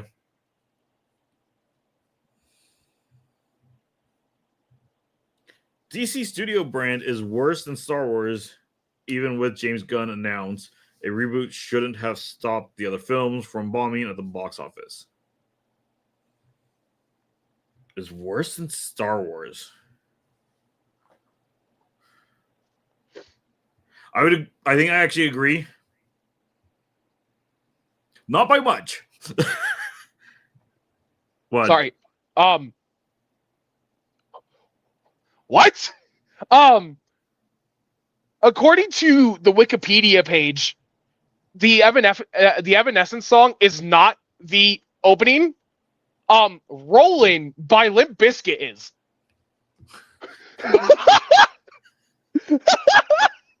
Sure. All right, man. Anywho, back to the discussion we were working on. Sorry. I Star Wars right now is pretty much destroyed. I'm hoping for a rebuild of it. You're absolutely correct. James Gunn's announcement for the reboot shouldn't have stopped the other films from bombing. Unfortunately, they were just starting to get to a problematic state of how they were coming out. Like, I don't know how somebody hadn't looked at the final product of them and said, that's good enough to ship. Because some of those films are pretty rough. But I think DC can get their fan bases back faster and stronger than Star Wars can right now. Any input? No. Do you want to not be distracted while we're trying to talk about this? I'm doing more research on Devil May Cry. Research later. We're in the middle of a show. Yeah, I was going to talk about it because we're on the Devil May Cry section. But no, I think if this first Superman is solid, you're going to bring back a good chunk of those DC fans. Yeah. Where I think even if we got a really good Star Wars movie, fans will go see it, but they won't be back with Star Wars yet. Yeah. And that's just because... look at the big break between DC films and Superman comparatively. Because what was the last DC film we got? Suicide Squad? The new one. Yeah.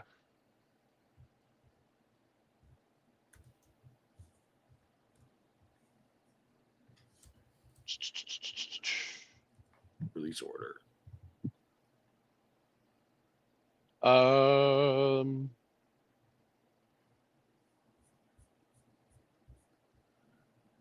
no, Joker. Joker was the last one we got. Oh, I forgot about the Joker sequel. I still get to see that thing. Oh wow, Suicide Squad was actually a while ago because we got between those two we had Aquaman 2, Blue Beetle, The Flash, Shazam, Black Adam, Batgirl, which I don't think it got released, and the Batman. Yeah, but even the fact that Shazam is in that listing, that's 2019. Because that's not too long ago. That I mean, that wasn't too long ago in the listings of when they were released, but that's... No, Shazam 2. Then IMDb is giving me the wrong list. Because I forgot... Yeah. And I know Shazam 2 existed because I went and watched Shazam 2. Well, somebody did. I enjoyed it. It was okay. I heard critically it was okay, and then financially it didn't do well. Nobody went to go see it. Critically, it was fine. It expanded more in the universe, but it didn't feel organically like it was expanding, like it was growing. Yeah. It was very forced to try to get more of the jokes in that they were trying to get into it. And I think that's really what killed it. I hope it didn't kill the character, because I personally thought the first Shazam film was done very well. But yeah, even looking at it that way, with the recent Suicide Squad that came out, and we're talking the last main Star Wars movie was 2019. Yeah. And again, even with that statement, I think DC would bounce back faster than Star Wars would. Because Star Wars fans just have been burned on so many projects that they got hyped for. Because DC fans have other mediums to go to for their content that they like, because like DC animated never fails. It's always good. Yeah, and a lot of the extended books for Star Wars are fine, but the comic series for Star Wars all are falling into the same tropes that the shows are, which is what people aren't happy about. That's what I'm not happy about. Yeah, and so I think that's where we're at. We need a good, even though technically the first one's not rated well, we need another good prequel series to happen again, because 2 and 3 really is what, like, 1 did well because the fans still existed. Yeah. 2 and 3 brought more fans in. 3 especially. 3's fantastic. I'm so excited. Planning to go see that. That's this year. What? That's this year. That's April. April. That's next month. Mm-hmm. This is mine too. Audio might get copyrighted on this. Yeah, that's a lot of the stuff you send. Hey. What? That's me being serious.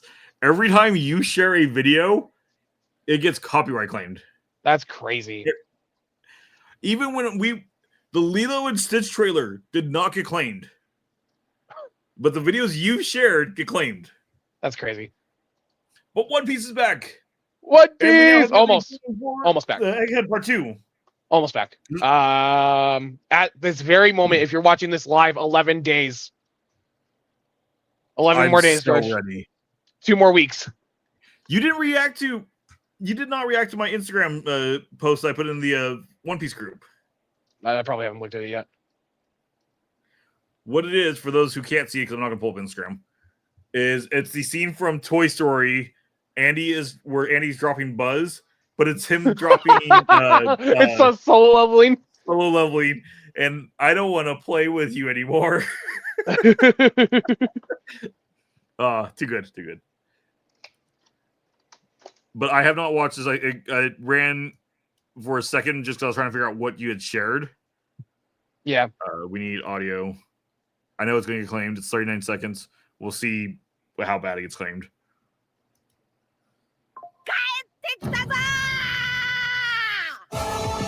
Oh, I'm so excited. We're getting to the actual good fights. Yes. 2年前の100倍強えぞ。 I love the look of this animation too. Like, these are some solid, like, moving frames. I remember when the Egghead art style got revealed, there was a lot of criticism about it because it's a lot softer than Wano's. Yes. But like when you get into like the vibrant colors and the high movement, it makes sense why they went with the softer art style. Yeah. And I did not expect to see Gear 4 back. I'm assuming that's just for the start of the fight. But I don't know. Justin does know. He's read through this. I've read all of Egghead. I'm like a few chapters behind. Dude. My God! This is why I slowed it down also, was because I wanted to get a better look at some of this animation. And this is just a trailer. Like, this is just a trailer. This is a 39-second trailer, George. This looks solid. But this doesn't even show you the real end fight. The real end fight isn't there, George. Is he big? What do you mean? Like,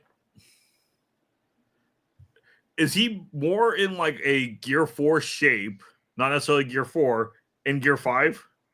No, he's Gear 5. This makes it look like it's just really close up, yeah. Okay. This doesn't even show the real fight, George. I know you leaked that to me. We're not gonna leak that here. Oh my God! I didn't tell you how it ends though. I think you did.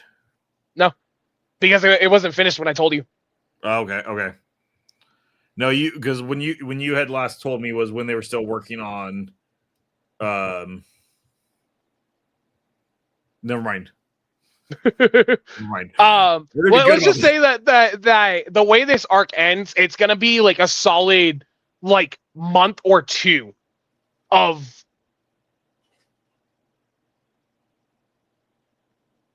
a lot of the same stuff. I mean, if we get a solid month or two of Gear 5, I'm okay with it. Gear 5 is fantastic. It's so funny. The art style is so good. And it's so much fun. It's weird saying that One Piece has gone to like a very fun arc, but that's really where they're at. Yeah. I know things get more chaotic and more crazy. But it's cool. Way back when I started this, way back when it was on 4Kids TV. So back when it first started airing in the US. It's fun seeing how far they've come now. Oh my god, yeah. And Jamie will actually be a good take on that because besides rewatching all of Egghead, Jamie got through every episode to catch up. Wait, where is he? Is he finished with Wano? He's finishing Wano. He will be done in time. Wow, that's so awesome. Episode 1 to current, except for that's awesome. The Egghead Island episodes that he had already seen. Because he watched all Egghead up to current. That's awesome. That is, and now he's like, there's so much more built into all these characters I didn't understand. Yes. He's like, I'm excited that I started with Egghead because now when I went back, I'm like, oh, you're going to be important. I need to remember you. Yeah. That's awesome. Yeah, Lane just got to Sabaody. The first time. When they meet Rayleigh. Okay. So yeah. The War of the Greats has yet to start. Yes. Okay. War of the Greats, good arc. I'm excited to see it animated. What do you mean? I didn't watch it animated. I read it. Why didn't you ever watch it? Because I just haven't done it yet. Loser. I'm gonna watch it with Lynn. I'll watch it with Lynn. Loser. I read it. You call yourself a One Piece fan? I am a One Piece fan. Longest time you told me One Piece isn't good. Yeah, that's because I have trash opinions. I know. Trust me, I'm well aware of it. I have not seen this yet. I am excited for Thunderbolts. Thank you. So this is the extended look for Lilo and Stitch that we got from the shareholder call.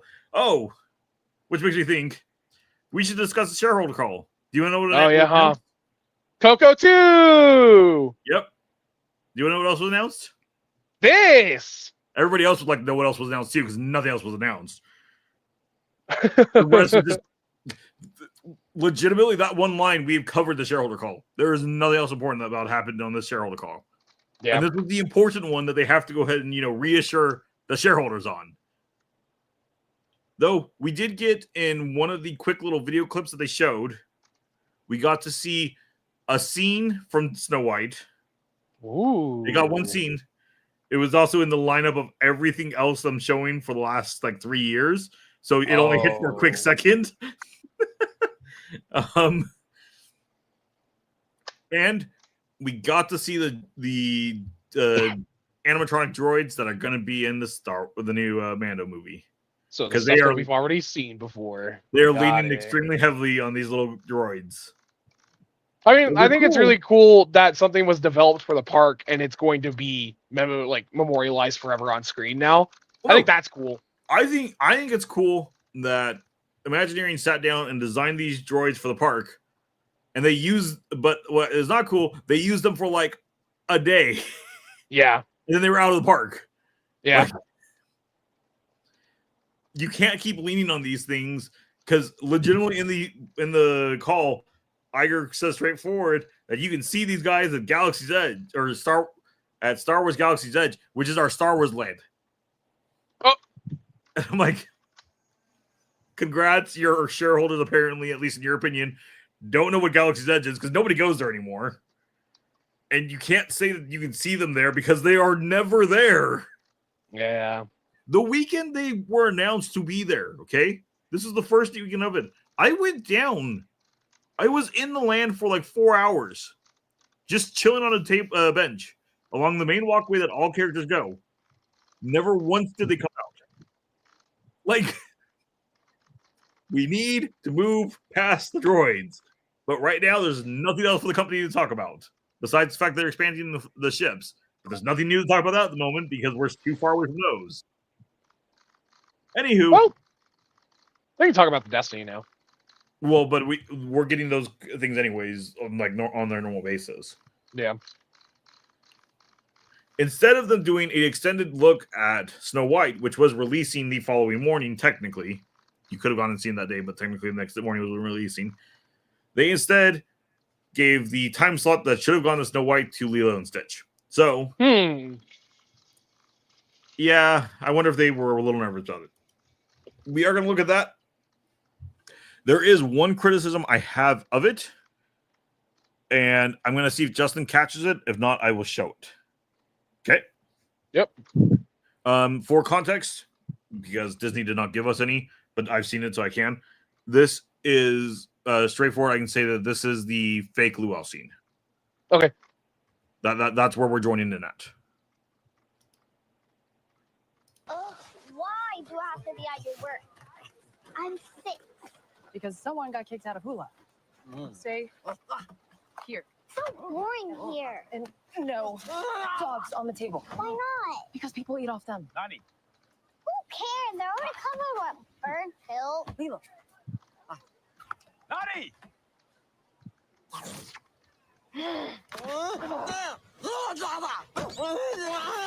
Stay here. Lilo, how's it going? Look, David, I got a dog. Oh, you sure that's a dog? Yeah. Rough. Oh, okay. Stitch.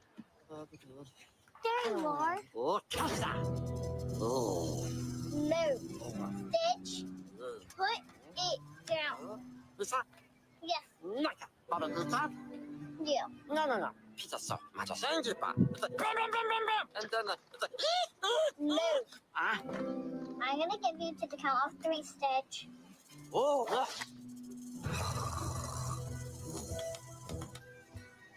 1.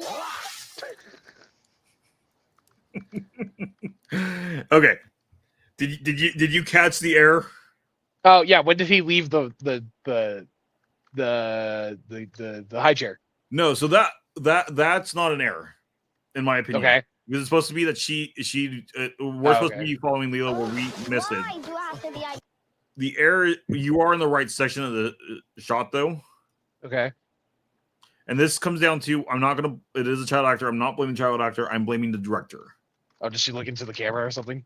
Mm-mm. So, thank you. We can go down to half speed.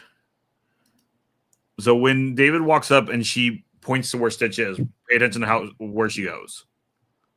And it's something that unless you are more so, like your aunt missed this, unless you're more so watching your critical. Oh. Okay. And my guess is that means that the puppet was further back. I'm wondering if when they first slid the real one into place, it was further back. And I'm guessing this is a digital one. That way Stitch is easier to manipulate around it and shadow with it. Yeah. And so they probably have a mark, and that's because you can see she's looking down to the ground wherever it is. Yeah. And so this is a director issue. So it is a flaw. Again, we call out flaws, we call out positives. I'm not blaming the actress in this case. I am blaming the director. That's. I mean, maybe they'll use a different take in the theatrical cut. Correct, or it may be one of those things. Again, this may be so early that they may just shift him back a little bit more. Yeah. Because actually, let's see when Nani. But also like when she sticks her hand out, it kind of looks like she's petting the back of his head, and that's why I didn't notice it at first. Because so the mark is right here below it because you can see where this lines up almost in line with her chair. Yeah. And then in the next shot, I think it's forward. In the next shot, it's more forward. So that could just be fixed up by the animation team. It's just unfortunately also where her arm is. No, it's the same. Oh, it is the same. Yeah. It's just also unfortunately where her arm is. This would be a hard fix because her arm is like right at the same level of Stitch's head. Yeah. 'Cause, But yeah, also, like, it's there for how many frames? No. This is a nitpick of a notice. I noticed it in real time the first time I watched it. Okay. That's why I'm calling it out. Because if we were critically reviewing the movie, this is an error I would pull up on my list. Yeah. Because this is an error that currently exists. Is there a way to fix it at this point? I don't think so, unless they reshoot this one little scene. Do they need to? I don't think so. I don't think so. I don't This think is it's that big of such a a deal. minimal error. But this is just what happens when you work between live action and CGI creations. The whole shot, the whole sequence, to me is so well done. It's so funny, and It's still pretty close to the original, but it's unique enough that it's different, I think. well, Because like that whole added section where he runs away to the soda bar is completely new. correct. And I think my biggest thing is I was based on the way Disney CGI animation has been recently. I didn't think they were going to be able to make Stitch emote enough. His facial. Oh my god, no, he's good perfect. story. And come back to go back a few seconds where he turns around. Oh my god. When he turns around at the soda bar, the way his head jostles, like the top of his head is still moving while his jaw is in place, right? That's how you would animate a cartoon character in 2D. So I'm imagining they're probably using Maya. Yeah. It's for the longest time it was the most common CGI for 3D rendering software out there. I did actually in college. I did some work on it. That's why I'm bringing that up. There is elements you can add, and I can say straightforward that they probably have the pre set for like rubber-like. Yeah. And then they just have it restricted enough so it's just a little rubbery, but it's settled back. They can still manipulate it, which is why it's giving such real, like, fluent movements. Because it's just the software predicting based on the movement of the character how they would regularly shake. I love the little eyebrows. Yes. I love the smug motion. I love the fact that they. Apparently, I turned audio back on. It's like, what am I hearing? But like, I love this face. Like this is how any of these live actions should be. This is the original character, but it has been updated, and it has that same attitude. He looks really well done. Yeah. More of this. Less of dwarfs. Again, calling back the review. The CGI dwarfs look fine on their own. When you put them next to a human is when you have problems. Or when you put them next to one of the actors who has dwarfism, it is a problem. Yeah. Two don't look the same. But I think the lighting here is a little rough, especially when he's on the table or a little earlier. Yes, because you can see that they haven't added all of his shadowing yet. Yeah. I'm assuming they're going to fix that still. But these two feel like they are in the same world. They feel like they exist together in the same world. Stitch doesn't give any of the uncanniness feelings that like here. Like not this shot, but like the wider shot. Let's see. I'm gonna go back. His shading just looks off to me on his head. Okay. So we can use right here. So our light source is off to our stage left. Back. Stage left back. Because it's coming in from that side. It would be coming from camera. So he is too light here. I mean, this is tree movement, so technically you can say it's correct. Yeah, it's just the tree. Yeah. Yeah, so that's fine.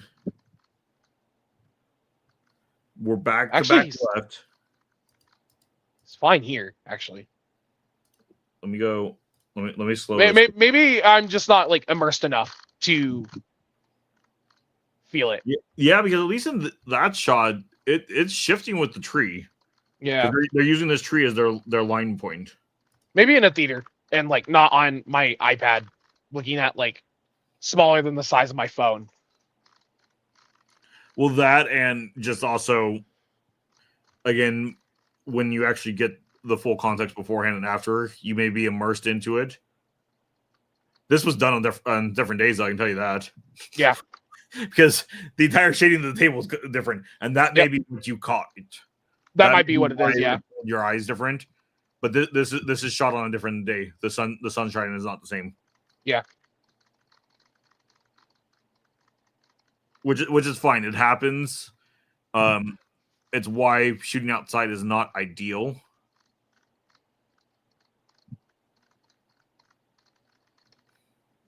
Because again, you got to take into consider even to the minute of when the shot was set up and shot at. Yeah. I think his lighting, when I'm looking at the surrounding lighting around him, is correct.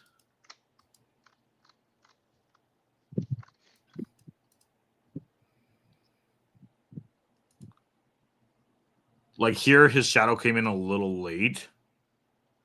But again, we're so slowly looking at this that we're talking frames. In real time, we wouldn't even notice it. Yeah.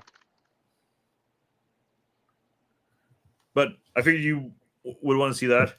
And yeah, because I specifically didn't watch this because I knew we were going to cover it. Yeah. And when the next trailer drops, we'll review the next trailer. Again, we both gave the first trailer a solid 5, so it was a 10 out of 10 total because again we add ours together. Yeah. During Snow White, the funny thing is Jordan leaned over and said this was probably the best part of the watching Snow White was this trailer. But legitimately, the 10 people, I think it was 10 people in the theater were all laughing during this trailer. The people next to me went ahead and we're talking about at the end how good Snow White was, but everybody can have their own opinion, even if it's wrong. Jesus. No. We honor all opinions. Everybody is entitled to it. If you have a different opinion, I usually ask why. 'Cause I'm curious. Just like Disney wants to hopefully try to get people to give them money. Still? More? Even more. This we're not nervous at all about Epic Universe. WDW News Today released that if you book a Disney World vacation using a Disney Visa card, you now get free dining plan. They are giving you free food. Please come to our park. That's crazy. This is always whenever we know Disney's on a bad financial spot. If they give out the dining plan for free, that means they are trying to make sales. Yeah. So card members can receive free dining plan when they purchase a non-discounted 4-night, 4-day Walt Disney World Travel Company package that includes a room at a select Disney Resort Collection hotel and a theme park with a park hopper option. This offer is valid for the arrivals for most nights of June 29th through September 30th, October 20th through November 1st, December 6th through December 22nd. All the way up to almost Christmas. Yeah.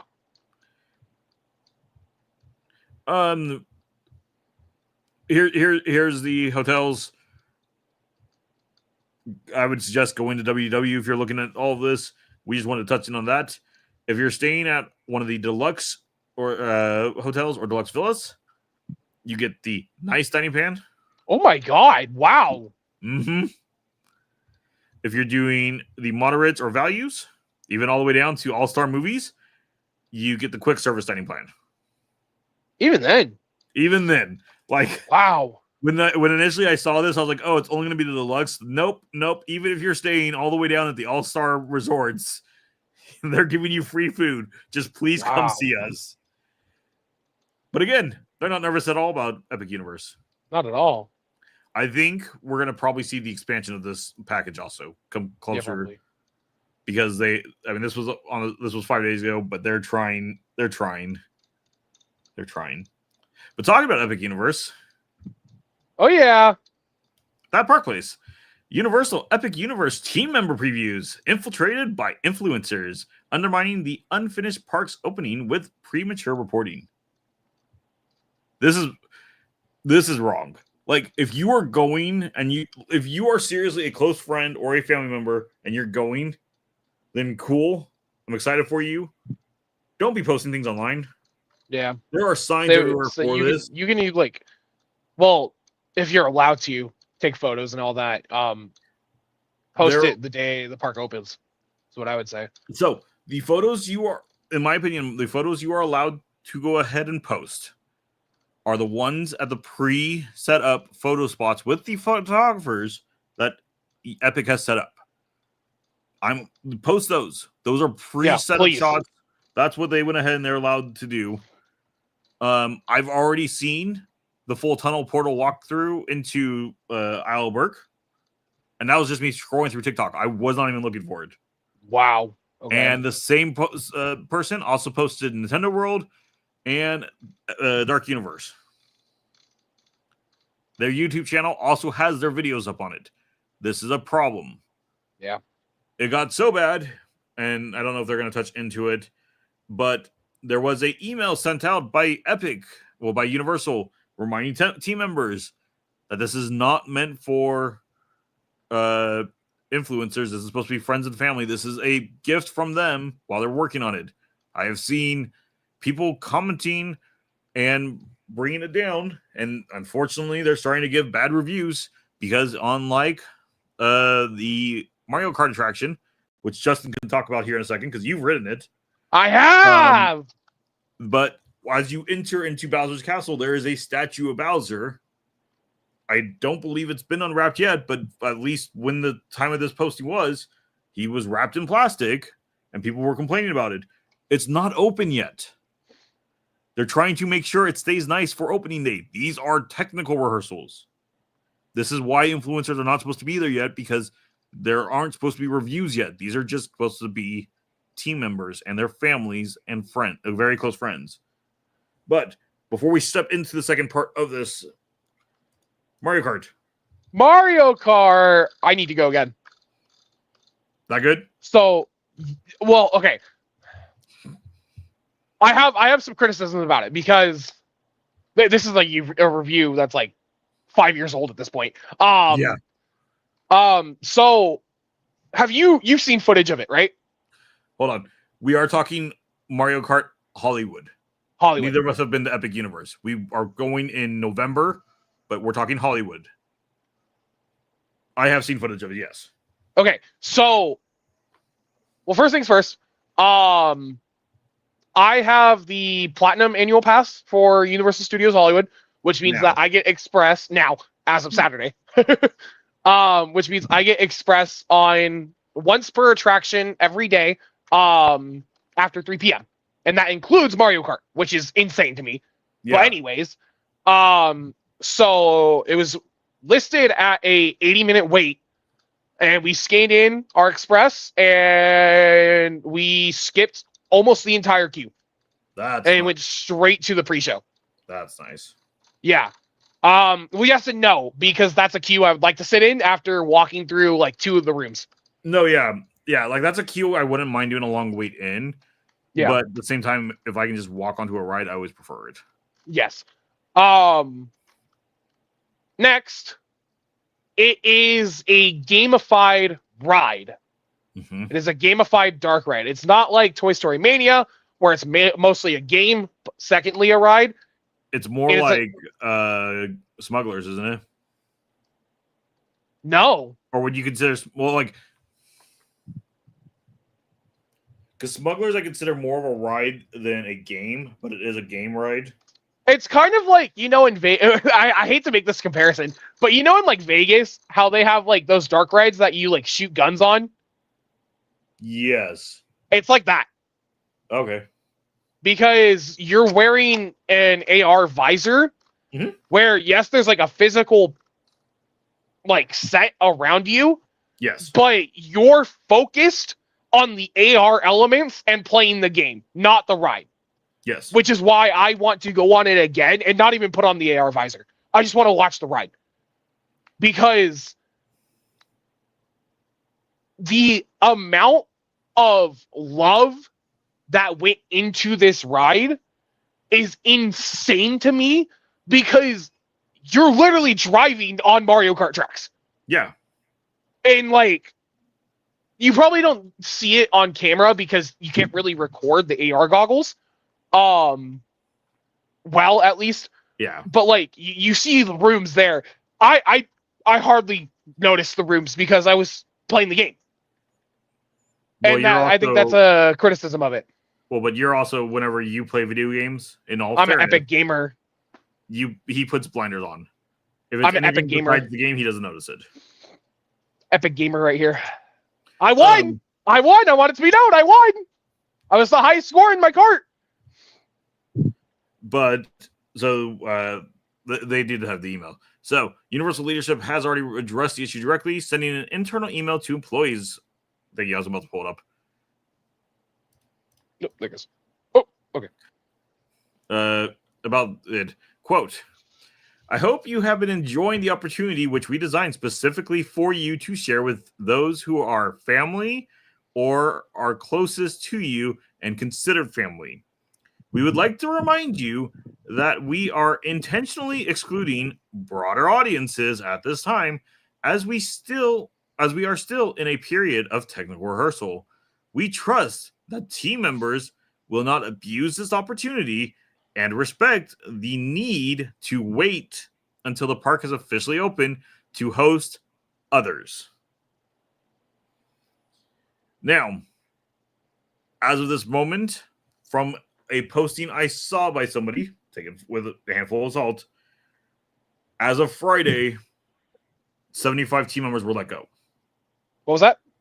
75 team members were let go. Oh, wow. Because of everybody they're bringing in. Because, again, they're trying to keep the leaks under wrap. They don't want to leak everything. They want the guests on day one to be excited for the surprise they get to see on day one. After day one, you can post whatever you want to post. But I saw this on TikTok. Okay, we don't need the audio, but making all my friends tape on their cameras for epic previews, so I won't get promoted to guest. That's funny.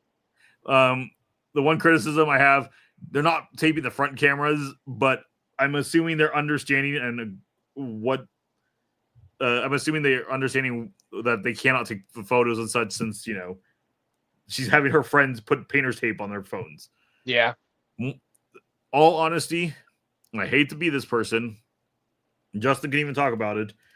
Years ago, when we would do D23, we would be given little baggies that all of our electronics had to be shut off and put into.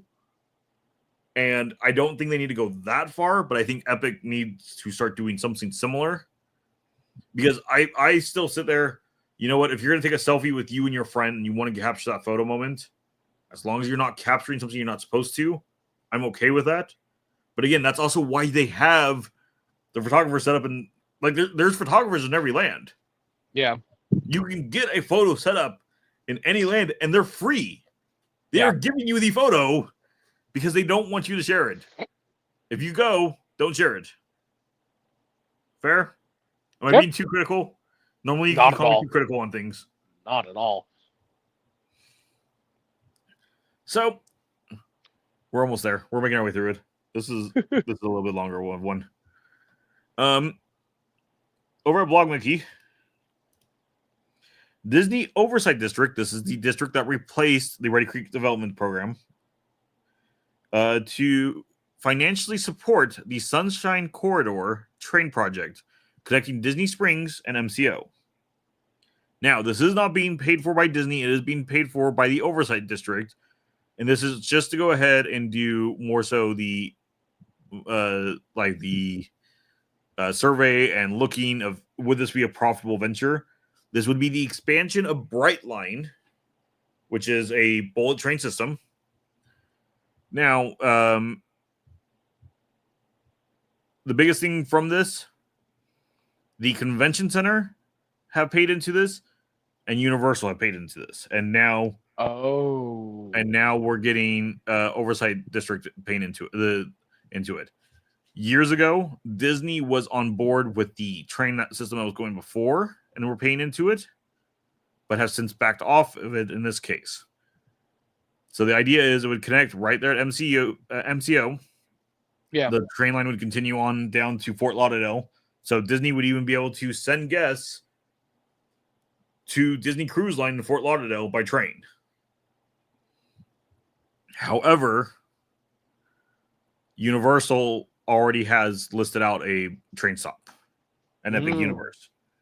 So Disney is not financing this because they don't want to connect it to Disney Springs, because they don't want an easy connection to Epic Universe. Yeah. I get where they're coming from. I don't defend it. I get it. Because to me, since they got rid of the buses, a fast mode of transportation to the property is needed. Yeah. But you know what would be really, really stinky job? What's that? Is if this train came around and you could get to Disney Springs by train, but Disney themselves would,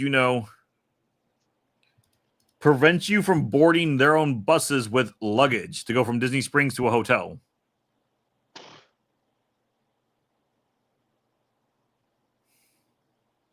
What's the point then? This is why Disney doesn't want to do it. Disney does not care to go ahead and make it easier for guests to be able to do this as an option. Again, when we're looking at the Oversight District is the state. That's not Disney. They want this to be an option because it would, again, open up the option for, as long as Disney were to adjust their system, I don't know why they don't, let guests take the train to Disney Springs and continue over. If this were to go forward and this new train station to be installed at Disney Springs, it would open the option for Epic Universe guests and such to take the train down to Disney. It also opened it up easier for Disney guests to take the train to Epic and get off property. And that's why Disney doesn't like it. Yeah. Because all honesty, I see if this happens and it gets connected down to Disney Springs, straightforward, I see Epic trying to find some way, or Universal trying to find some way to give you a better bundle discount and work out a ticket to send you across. Because straightforward, that'd be the easiest way to steal a little bit more of that market.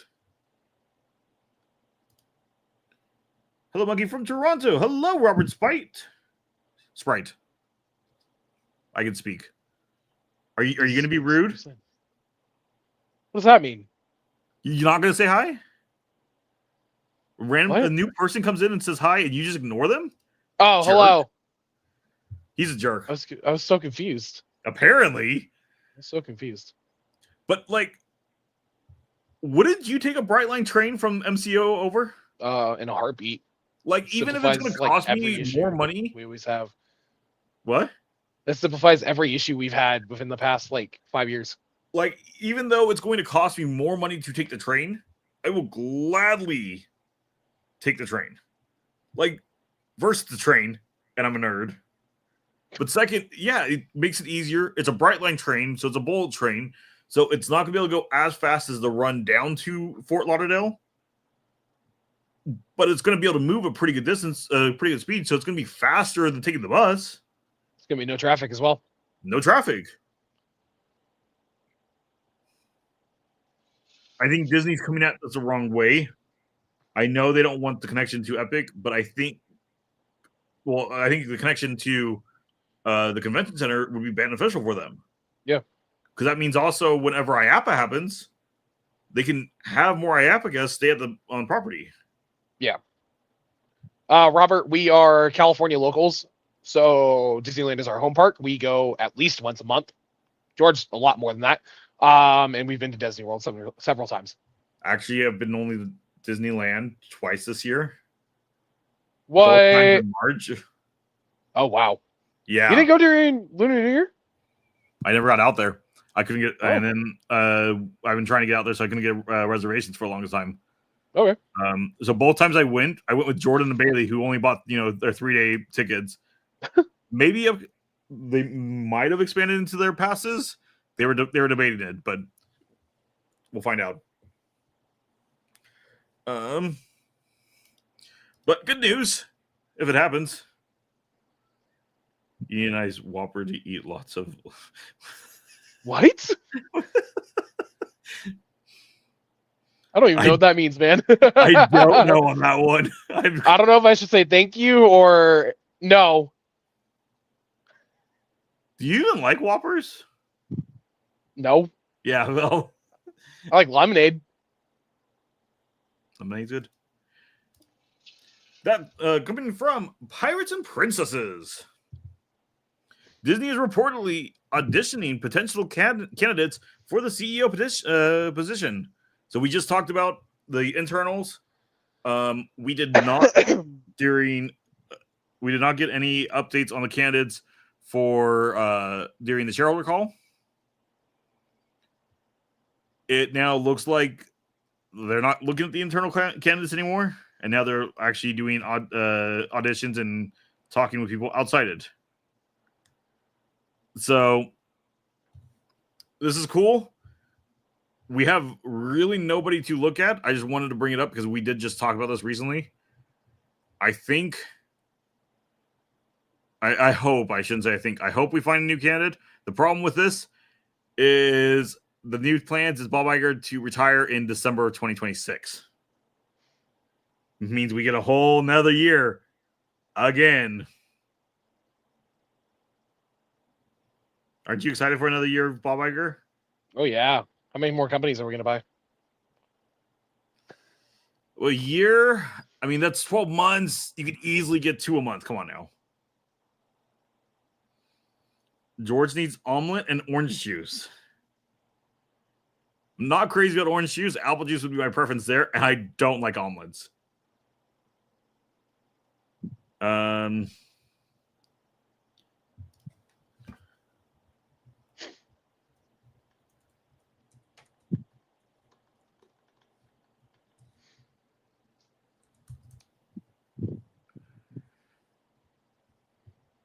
Then, continuing right along, back over at WDW News Today.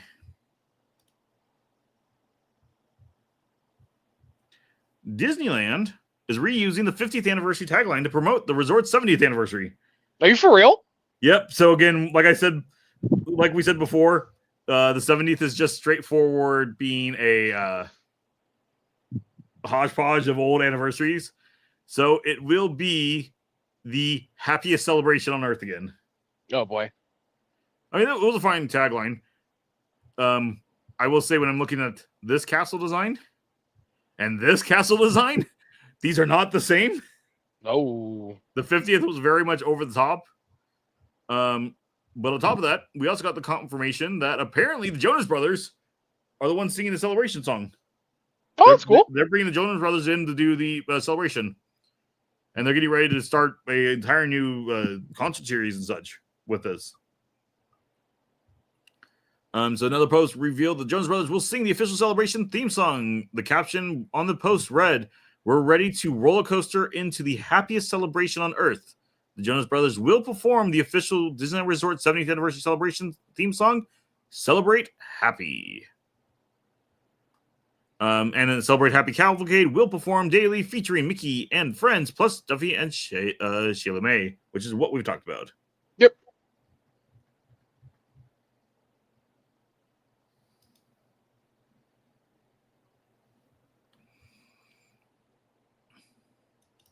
in the end, just because this was another thing that was announced this week this is again going back to that park place real fast. Disney Plus is developing a live-action Power Rangers reboot, but this time with the Percy Jackson showrunners. In case you did not I don't know how much I like that. way back when, Disney did own the Power Rangers. They were slated to make an animated show for the Power Rangers. You know that Power Rangers were in the parks, yeah? I do know that. And I believe so is the Teenage Mutant Ninja Turtles. So were the Teenage Mutant Ninja Turtles. So they really didn't do anything to help the franchise before. I'm not sure how I feel about this. I've never been a big Power Rangers fan, to be fair. But straightforward, if we can get maybe a new good show, I'm for it. I do love the Percy Jackson franchise so far. We have not seen season 2. That will be coming out here very shortly. No, next year. Next year. Next year. They're filming now, I believe, still.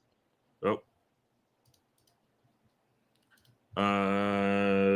Percy. I cannot type right now. Percy Jackson. Disney Plus season 2. Season 2.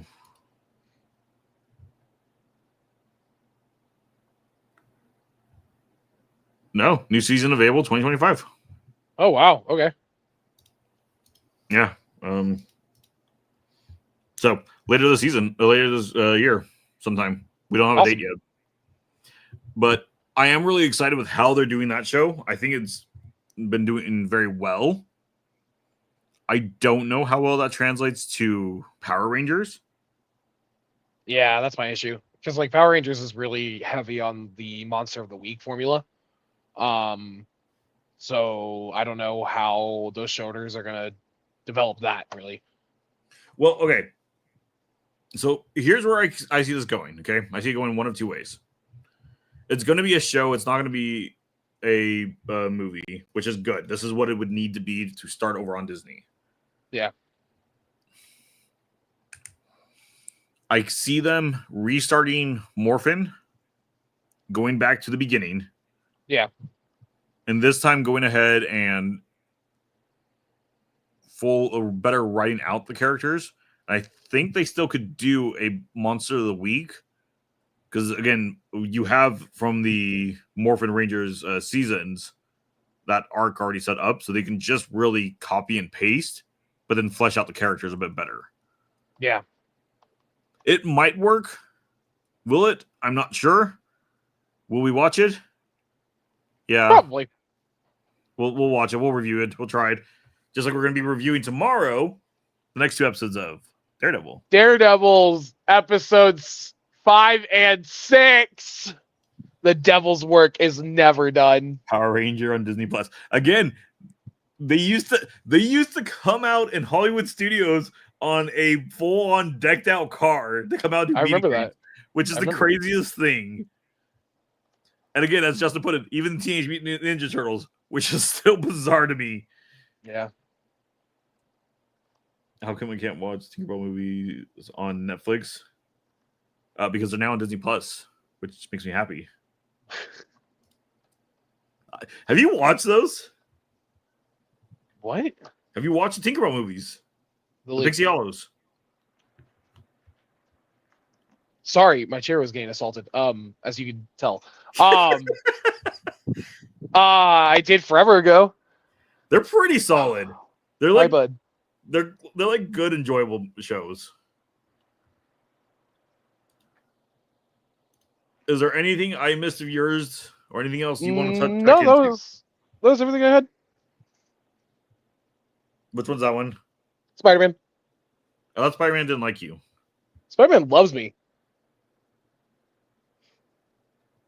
Or he just doesn't like going into your room. Yeah. Gotcha. There we go. Hold on. Oh, no, wrong way. Ah!